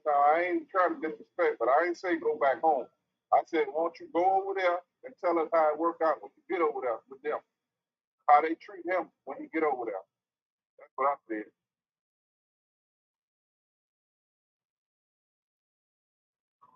Tariq Nasheed said in his show that I listened to last week, they show him love when he go over there. That's what he said on the show. I was in the space. But then he was dogging them at the same time. But he said he go to Uganda and places like that and they show him love. But then he get over here and say he don't want them over here. That's what he said in his space when I was on it. Now, where's my brother Borderline at? Where did he go? Because Tariq Nasheed started up a space. That's what Borderline is Tariq Nasheed. That's what I came up here to say. As soon as Tariq went live, Borderline bounced. Oh, yeah. Tariq is he live? Is Tariq Nasheed live right now? Yes, he's live right now. Borderline bounced. I wanted to talk to Borderline. I looked Tariq was live. Man, I've been thinking for the last 3 days. I've been thinking for the last 3 days. I said, I'm going to know if Borderline is he in space. He in Tariq's space. No, that's his troll. That's his troll. He done put his troll up. And he done jumped up on the mic. That's with his face, with his Tariq Nasheed face. Boy, I'm finna go in there and request a mic, because I know Borderline know these no cones. He should give me a mic, but he know where I'm gonna come at him if he give me a mic, so he ain't gonna give me a mic. And then he gonna go back to his regular voice. He'll be gone off the air in 2 hours, and then he'll bounce back in this space. Borderline. I knew it. I seen it. I seen it last week. Yeah. That's why, yeah, we trying to respect this burner, but man, now see that's crazy. He didn't went live because I seen him dip out. So that's no, man, I didn't know what I've been thinking. Borderline. I said one day I'm gonna catch Borderline because Tariq Nasheed go live and Borderline ain't talking to us in this space right here. Yeah, he's guilty as charged. He's guilty as charged. FBA Pack, FBA Pack, you got to get to the show, baby. You're running late now. Yep. Yeah, that's right. We got to get to the show. Now, no cones, no chairs. Now, what you just said was right on time, brother. Now, from now on, when he comes to these spaces, there's no more playing. We can't play with it no more. See, we don't want to weaponize accusations with no proof. We proving it now. Yes, because also we also know we proved it, brother. Yeah, we proved it. We know he said you in here to hold down the space, brother. We know that. Man, he got some agents working for him. Yeah, we ain't crazy. Well, y'all think it's that strong? Y'all think it's that strong like that? Yeah, it's internet strong, man. We're here presenting facts about the brother. We're here presenting facts about the brother. That's imaginary, Happy. Come on. Come on, brother. NBA Pop, you know this is the truth, brother. You want to hear the brother saying himself about what happened with the land? I just called the real estate agent. I just got off the phone with her. I've been talking to her. She said it's still available, and she had nobody to acquire about the land. You hear that? I guess NBA Pop don't believe that. Yeah, they probably lied to the man, bro. That's what I'm saying. This brother don't believe nobody but Tariq. That's what they do. Man, they people buying stuff all over sight unseen. Tariq, in his own words, say he went there with cash and bag. Who is crazy enough to turn down cash and bag?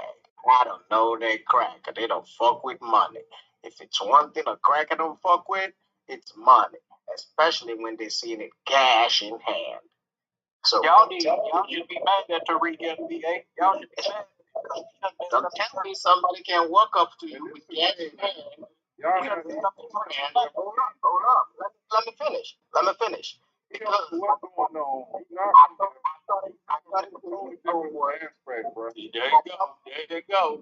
There you go. Now Red said something. Now he's saying how he non-FBA, he ain't from here. So his brain don't work the same as ours, y'all. He can't follow Tariq Nasheed and see the bullshit he on. He can't follow Tariq Nasheed and see that the nigga ain't followed through on the museum. Y'all, this shit is amazing. Go ahead, brother Red. Because if I see somebody with cash in front of me right now, and somebody's giving me a lower offer for something, why the hell would I go ahead and sell something to somebody who's giving me a lower offer for something? Because hold on, Tariq, in his own words, like they said, they sold it to somebody less, right? For less, and he got money, cash, more than what the person paid. So who in his right mind, even you, FBA Park, if somebody say, if you want to sell a car, okay, for instance, you want to sell your car, and somebody called you and say, yo, I want to buy that car for 4,000, and you tell them, okay, come on, I got you. And somebody else called you and say, yo, I'm gonna pay you 10,000 and I got cash. Who you gonna sell it to? I'm gonna sell it to the person who I want to sell it to. That's how I go. Oh, and who you gonna sell it to? The person with cash or the person who say I'm on my way? The person who I want to sell it to. Hey, the person with cash, because y'all don't understand the power of money. Really? I tell you, so you gonna do what they did back in, you gonna do what they did back in the 60s and 70s. You gonna sell it to all you want to. You gonna red eye. Well, you know, just like them boys. Come on. Y'all gotta, you know what? I ain't gonna disrespect you, old cool. You from back in the days, but my mind don't work like that, man. Maybe that's how they was, or the older coons back then in the days like that. oh, cool. Go back to Africa. I'm the cool. I done heard it all. The problem with MBA Park is he knows what it is, but he's too ashamed to admit what it is. Okay? And look, the problem with our people these days is when we see what it is, we don't be man enough to say, okay, this is what it is. It's a mistake. I accept that. Okay? In 2020, because I read in 2022, you know, we got black people telling other black brothers and sisters to go back to and vote for Donald Trump. And the truth is, they sat here, they seen everything that black people went through. None was African. But they still say, oh, they undermine us. Ain't nobody been undermining you back but the same white person you standing up to. They the one who been undermining you the whole time. And you're going to get mad because an African said, what consequences of whatever word that comes out of an African has to you than the words of the white person who sits on the chair as your president and make decisions for you. And you gonna worry about an African who just talk shit like you don't talk shit? It don't make no sense at all the way y'all reason. Because anybody can talk shit, anybody can say shit, but when you boils down to the nitty gritty, they ain't got power to do nothing. And y'all say Africans want to take this, they want to take that. Bro, they ain't taking shit. It's a proven fact. They the lesser to come here. They don't come here in numbers. They the lesser to come here. But when I hear people say, oh, they want to replace us, how the hell are they going to replace you? I mean, how old are you now? You old enough to understand that the humans can be replaced. You old enough. When you're sound, they want to replace us. You sound like they can just gather everyone on your house and say, okay, all the whole African American or APA or Indian or whatever you want to call yourselves, y'all sound like they just going to line y'all up, shoot all of y'all, and then go down to See, Africa. this is an African Put the immigrant who whole does Africa who down knows here. That's nothing how it about sounds. actual racism and discrimination. He's just talking out of his ass. This is Red. And y'all forget one thing, and that thing is, it takes a lot for Africans to get to this country. We're not the ones at the border of Mexico.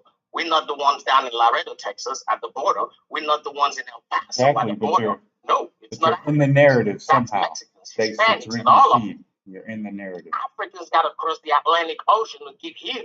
And that And means the that only only way the they can rich do that ones is are by getting flying here. over a plane, get a Oh, visa, okay. and come in this country the legal way. That all takes money that normal But Africans every don't time have. you'll make it sound like, oh, they're the one at the border.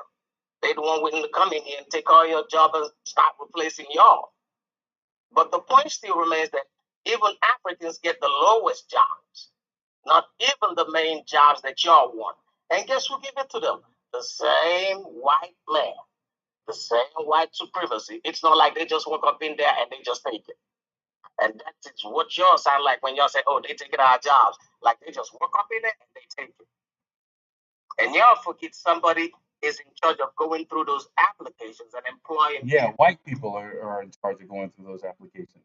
And y'all just forget, oh, somebody makes that decision and somebody's at the top. And you're the white person of Africa.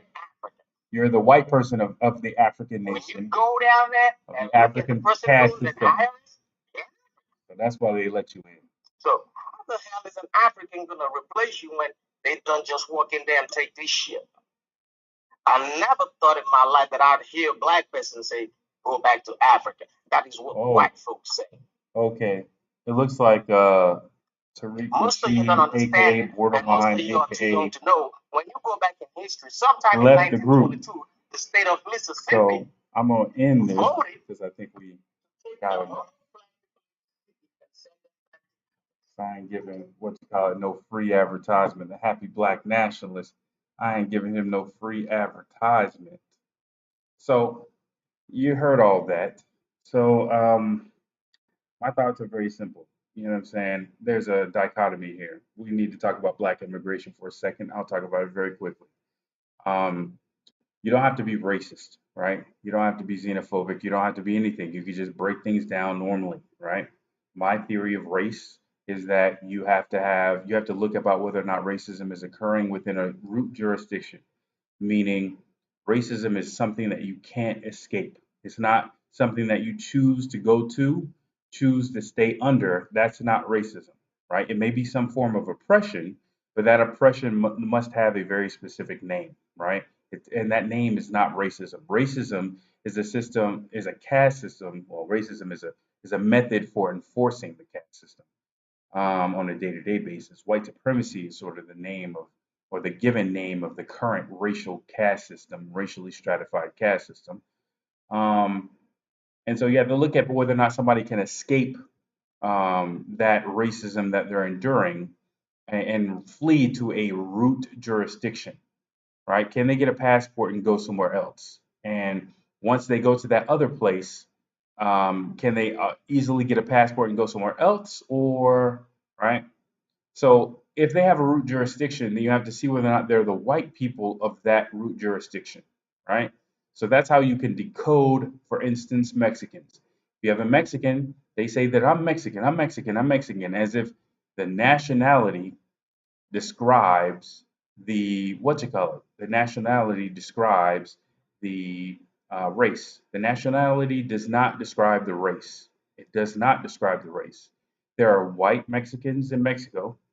Um, well, we'll go down the full list. There are white people who have recently immigrated to Mexico, and they are Mexican because they are naturalized citizens of the country of Mexico. There are people who have a historic lineage that comes back from a European country who have not interbred with any other ethnicity other than those from European countries, which makes them white people, white Mexicans. There are people who are within Mexico who are maybe a few generations deep in Mexico, but they actually have only ever had sex with or interbred with or made families with other what would be considered white or phenotypically white Mexicans, right? Then you go down the line of mixed ethnicities of people who have indigenous mixtures within their ethnicity, as well as black, potentially black, being directly their population size in Mexico is very, very small, but the descendants of Mexican slaves are there, right? So those individuals are black, right? Now, how the racial stratification occurs in Mexico is a little bit different than the racial stratification that may occur in America, right?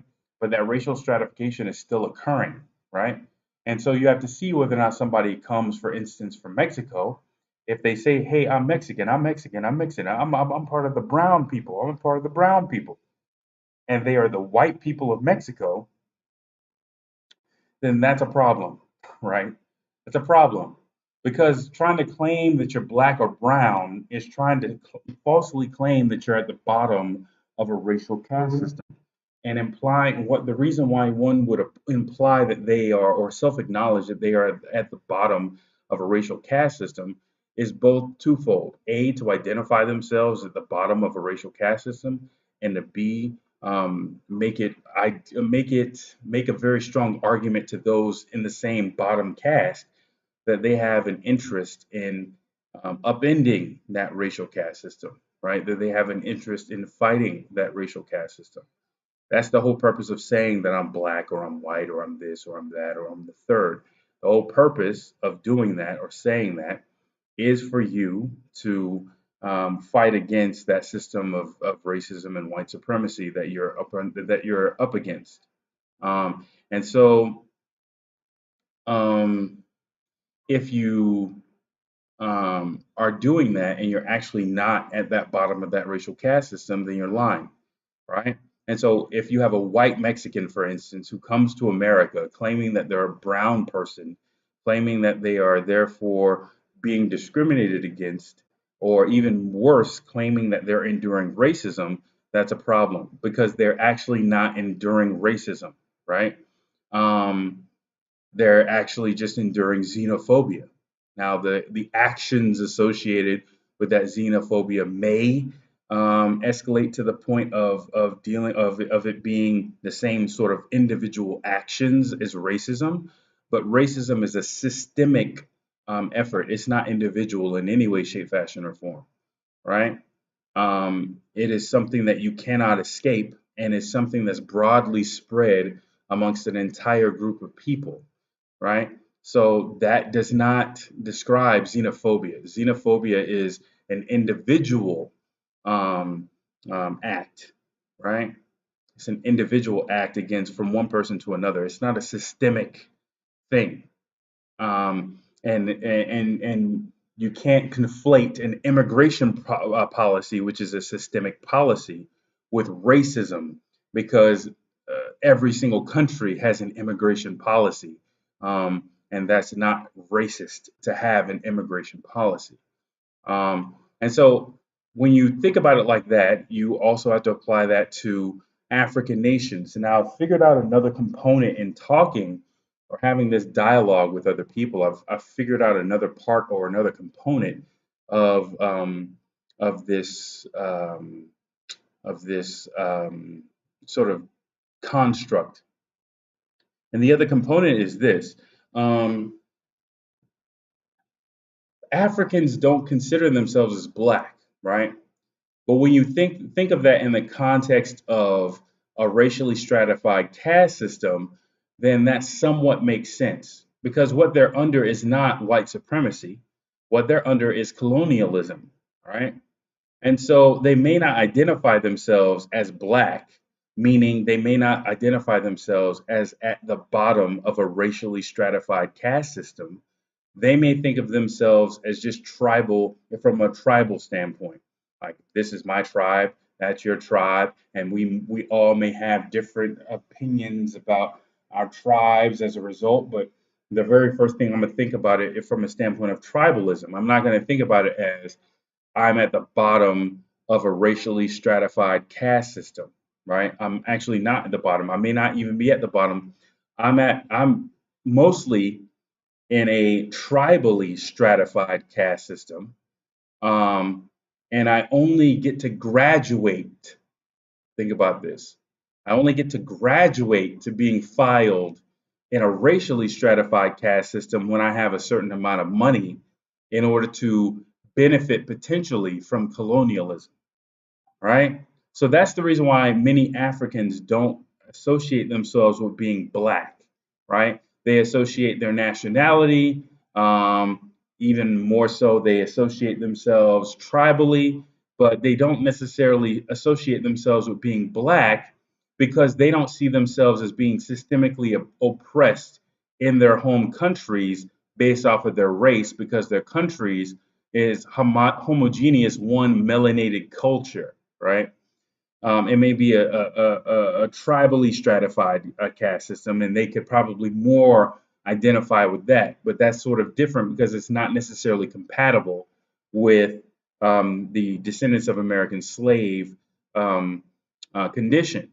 And so, where does Pan Africanism come into play? So, Pan Africanism is like trying to use a US plug in a European socket, right? It's trying to plug African Americans in to Africa when we're incompatible. Like what we deal with in America is that we're fully already not just in colonialism. We don't have to deal with colonialism. We have to deal with those white supremacists viewing us directly as equals within a racially stratified caste system, a system of white supremacy. We have to convince them that we are equals in that system, right? That's um, a different way of going about that. That's a different goal altogether, right? When you're trying to do that, and so when you're trying to convince them of that, it's sort of a different modality that you have to go about, right? Because for an African, they have to ascend their tribal caste to get the top caste.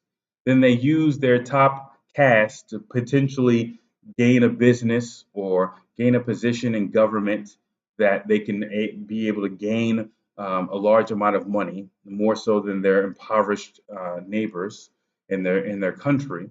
And so they enter into colonialism, right? But they never really have to deal with direct white supremacy until they go to the UK or to the US. So if they let's say you're a tribal member in a bottom caste, so you escalate somehow to being a top caste or a top tribe within that society. Okay, cool. You decide to open up a business, you decide to participate in the government, you get a whole bunch of money, right? That's why you see this person that you see on your screen there, because the allegation against him is that he's a part of the Northern Federation in Somalia, and his family has been given positions within the tribal government there for many, many years. And as of 2011, an anonymous person, made an allegation that all of the male members of his family um, have been given positions in government. So when this person is speaking, when this Somali that you see on your screen is speaking, he's actually speaking in the official capacity of the Somali government when he talks, which is problematic if you can put two and two together. It's extremely problematic that that individual would be plotting with a white government, or technically an Asian government, since Asian is a supra nationality and all Russians are on the Asian continent. Um, so it would be very problematic to a Pan Africanist to explain this away of why a Somali person is linking with a white or Asian white government in the form of Russia in order to plot murder and war against their neighbors in order to take land back to create a greater Somalia. Um, this is the type of shit that a Pan Africanist cannot explain away. That a Pan Africanist cannot figure out the words to try to figure out how or why this would work, or they can't actually explain this, right?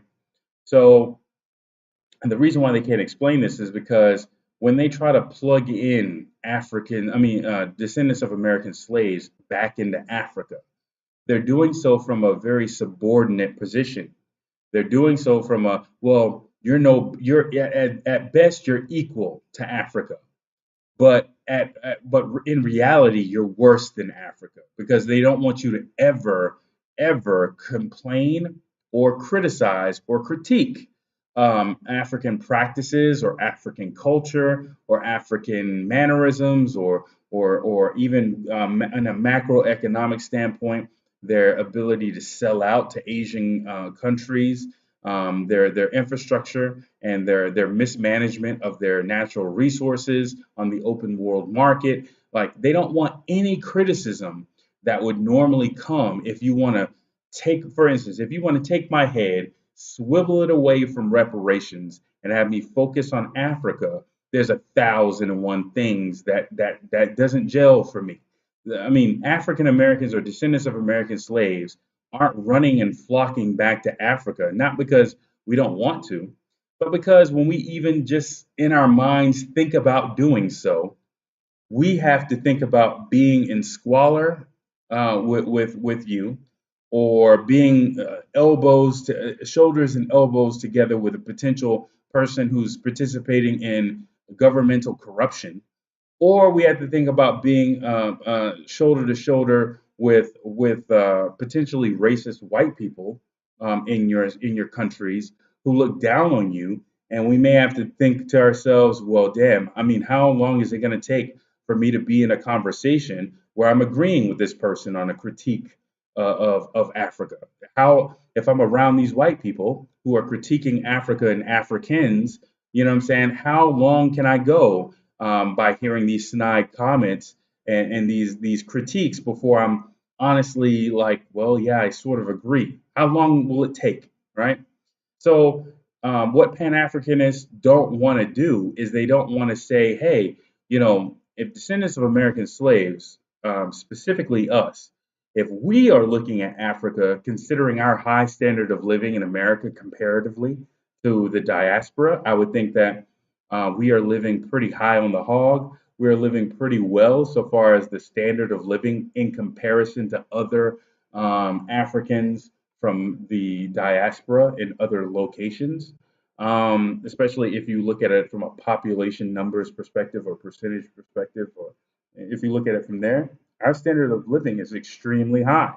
So, and then our exposure to even higher standards of living is extremely high, right? So we know what our standards are, but we know what the higher standard to our standard is, right?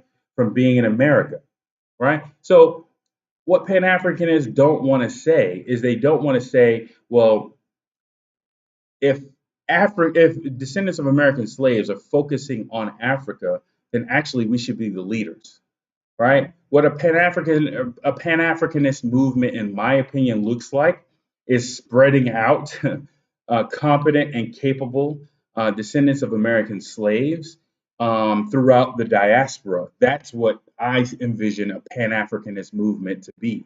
It would be once we have our stuff together in that land that we are allocated, ideally Mississippi and Louisiana as a part of our reparations claims, right? Once we have that land available and once we have that infrastructure, and once we have enough of an educated population in order to maintain that infrastructure, again, we're talking about people who have to be at a high level.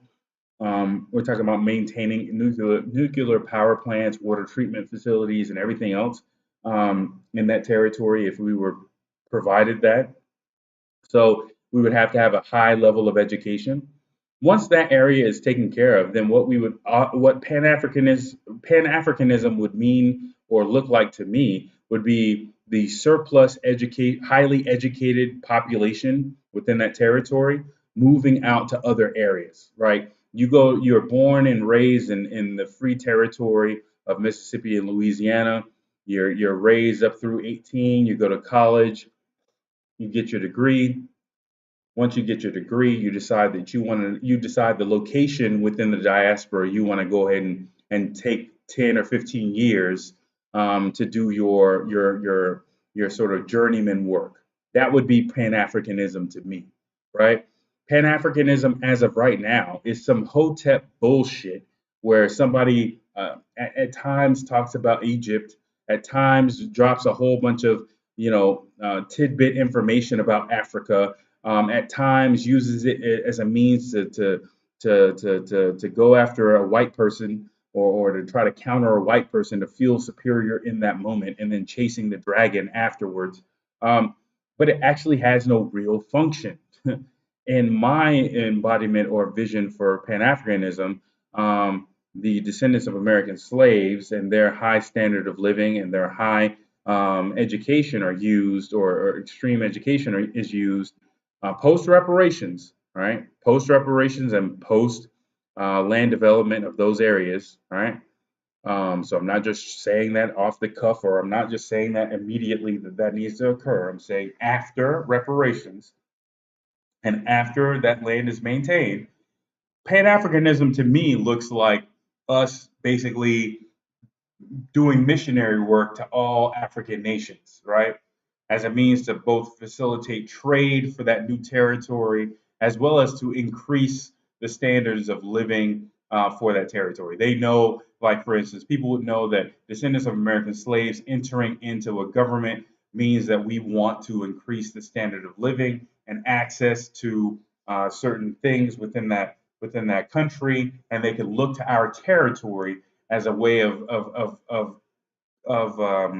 of discerning whether or not we actually have the capabilities of doing that. Right? Once we show proof that we're able to maintain our land better than any other black governing body or black government in the diaspora, then we earn the respect of being able to serve as advisors throughout the diaspora. That is Pan Africanism to me, right? What this crap that happy black nationalists is pushing is just basically don't ever criticize Africans or black immigrants in any way, shape, fashion, or form. First of all, I have to give um, somewhat of a leeway for Tariq Nasheed because nobody was actually talking about them.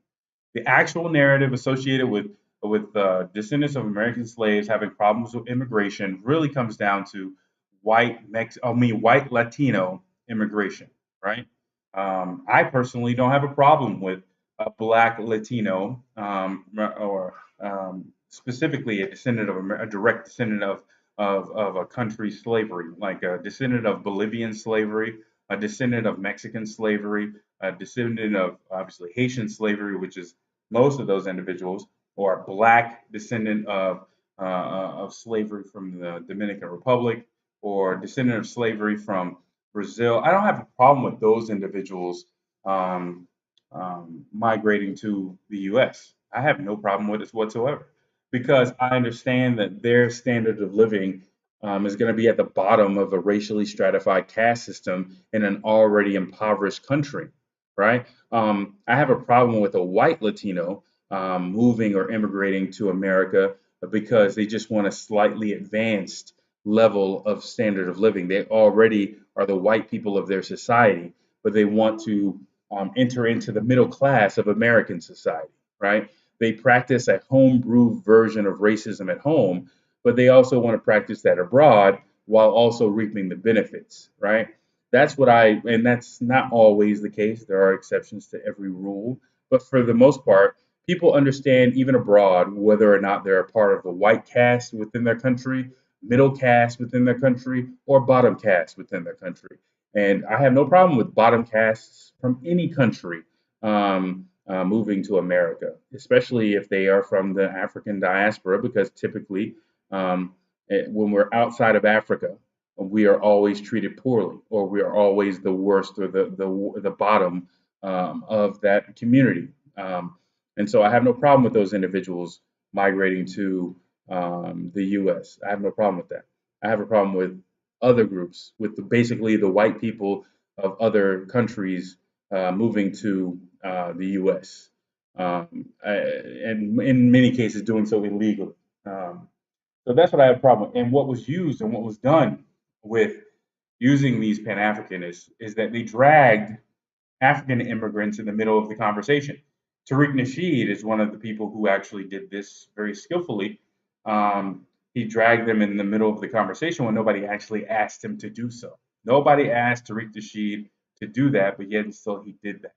He dragged those individuals in the middle of the conversation for no reason whatsoever. And in doing so, he destroyed the narrative. He made it about he made it about African immigrants. And he gave a platform, as you saw, for this happy black nationalist person to sort of step into the fray. But again, you heard that this person, to put it in perspective, my Twitter account, my other Twitter account, was disabled yesterday. I have no idea why. Twitter doesn't give you a reason. It just said it was permanently suspended and wanted me to do an appeal, but I didn't know why it was suspended in the first place. So I couldn't really do an appeal. But it was suspended. I have no idea why, but I definitely wasn't hauling off and calling a white woman cracker this and cracker that like the happy black nationalist was. And yes, absolutely, I was reporting those racist little comments and inflammatory comments because both obviously is a violation of Twitter rules, but secondly, it all makes us look bad. It makes us look bad. But thirdly, I typically do those types of reports because I want to see whether or not the platform actually does anything about the obvious um, the obvious violation of their terms of service, right? And this Twitter is not doing a goddamn thing about this individual doing that whatsoever. So that tells me that the happy black nationalist is somewhat protected. I don't give a damn how many counts he had to switch, and he brings that up. Well, I'm on my third account, and blah blah blah blah blah, and it was suspended.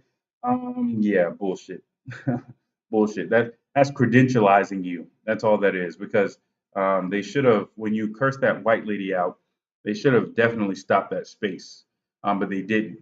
So, and then the very next thing that you're on is basically copying and pasting the shit that's on my channel, copying and pasting that shit, and the shit that I said in your space.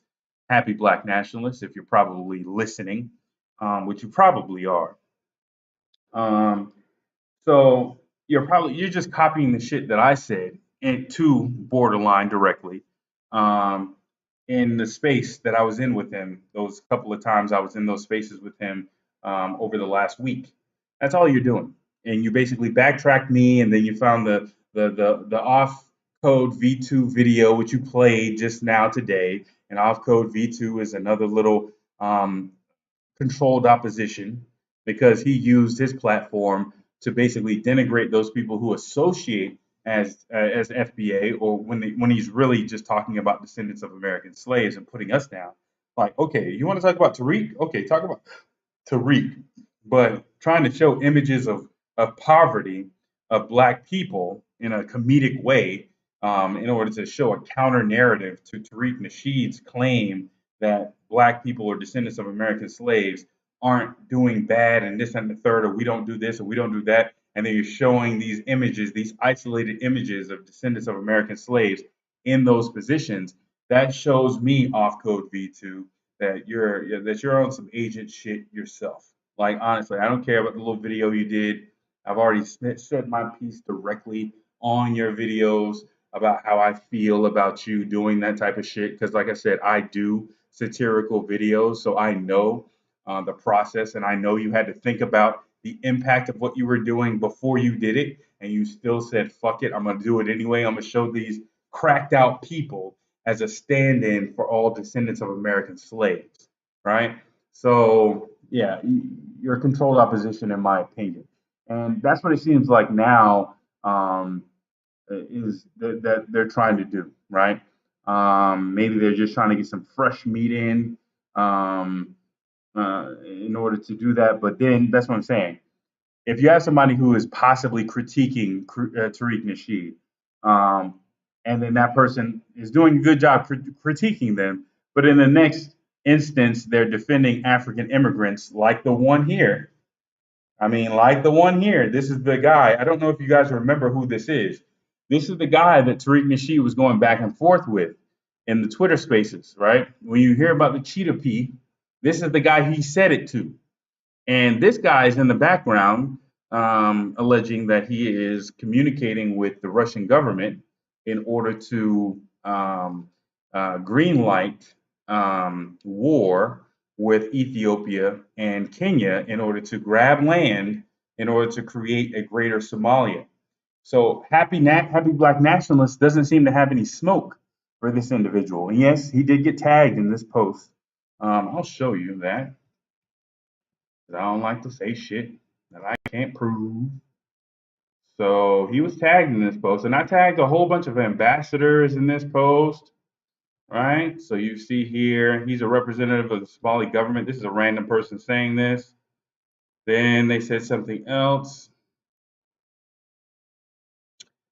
Um, I've known him for 12 years now. His family has had tribal leadership positions forever in Somali history, and I believe since 2011, all the males in his family got high political positions on the Northern Federation. And if you see here who actually liked this, actually no, he liked the other one. Like, I got receipts. He thought that this was a hilarious joke. So if you see who liked this, you'll notice that, well, he doesn't show up because I have him blocked. But the other person who liked this is the person himself, Wolf by the Ears himself, is the third person who liked this. So if you go to the post, you can see that. But then after he posted that, I posted this, right? As you can see here, this was 6 hours ago, well before this little thing. So I tagged little Tariq Nasheed because he actually had a direct conversation with this individual. Let's see if he brings him up, or whether or not that was all controlled opposition, whether or not that conversation was controlled. Then the other clown, Happy Black Nationalist, tried to see whether or not he was going to say anything. He hasn't said a damn thing to it, right? Whether or not he's going to sink into the night or silk into the night. But that's what I'm saying. Like a large amount of these people that we're talking about under the broad brushstroke that is Pan Africanism, they actually do need to be checked. They actually do need to be railed in. They actually do need to be criticized. They actually do need to be um, brought up in a standard of living. Let's just be real. Bragging that the rich people, for instance, bragging that the few rich people from Nigeria who have the money to even buy a plane ticket, we're talking about a people who the average salary is probably like maybe $1,000 a year or less. And you're trying to say, or trying to, like Godfrey. That's why I brought him up on my other Twitter account, but that got canceled. Um, but like Godfrey was like, well, Nigerians, we have the most. I think it was on a Vlad interview, which tells you a lot. I think Nigerians we're the most educated of black people in America. And blah blah blah blah blah. Oh, you should be.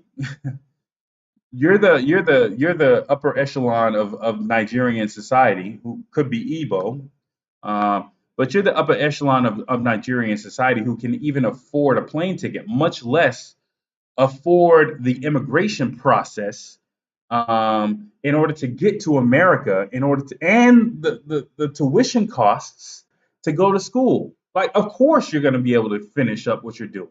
Of course. If your parents have that much money for you to be able to fly over to the U.S., go through the immigration process, and pay for your school, of course you're going to complete school at that point. Of course.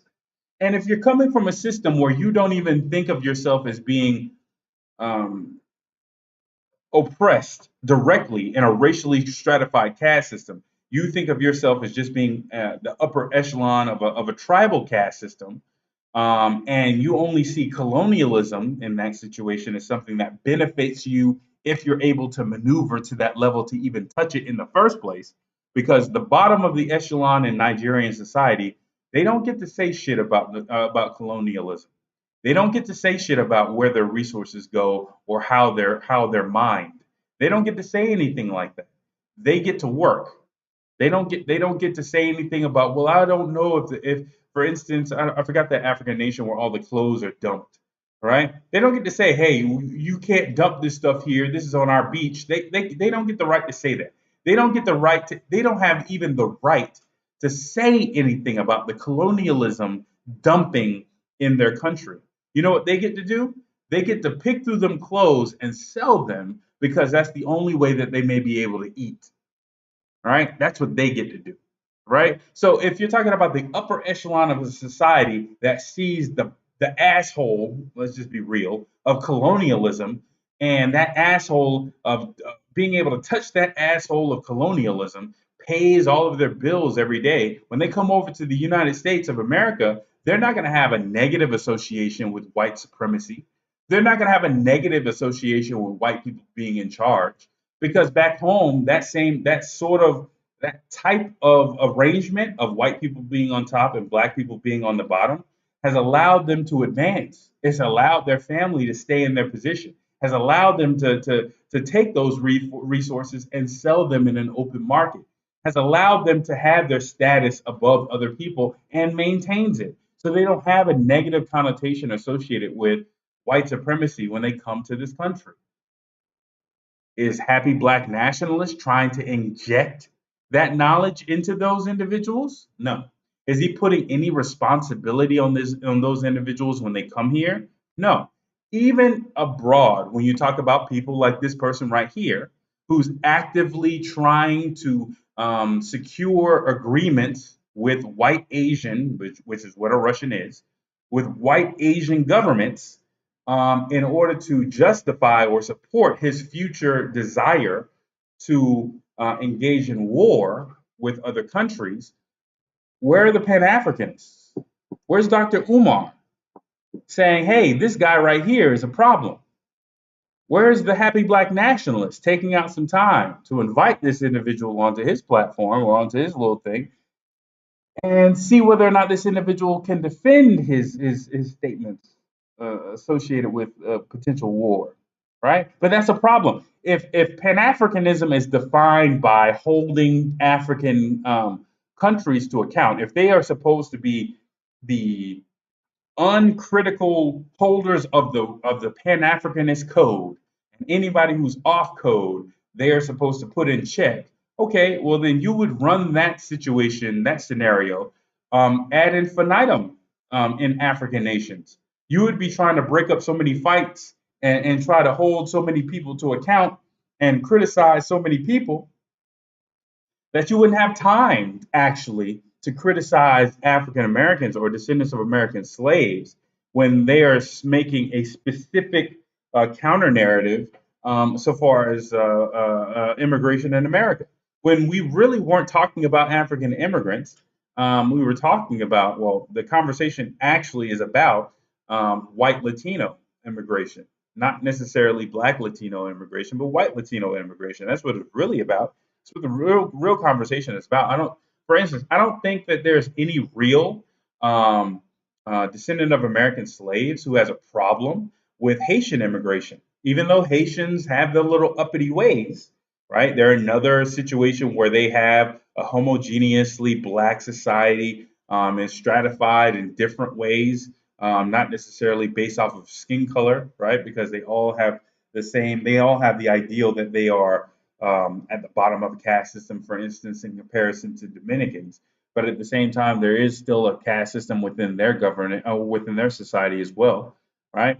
So again, there are white people who have dark skin who are the white people of Haiti. But in general, we realize and recognize that the people who immigrate from Haiti aren't necessarily bad people. We don't necessarily have a problem with those individuals. I personally don't feel as though any Haitian who wants to come to America should be blocked. I think that Haitians should have dual American citizenship, considering the devastation that's gone on with their country, as well as the devastation that's happened with the sort of profiteering that's happened with some of these NGOs as a response to the earthquakes that have gone on. I mean, we don't have descendants of American slaves don't really have a problem with black immigration from the diaspora. It's mostly been Pan Africanists like Happy Black Nationalists and former Pan Africanists like Tariq Nasheed, in my opinion, who has brought those individuals into the conversation falsely. Um, and they're doing so to distract us from actually having those narratives associated with immigration, because again, if we have those narratives associated with immigration, we may start to think to ourselves, well, we'll never have those immigration policies passed under Democrats, right?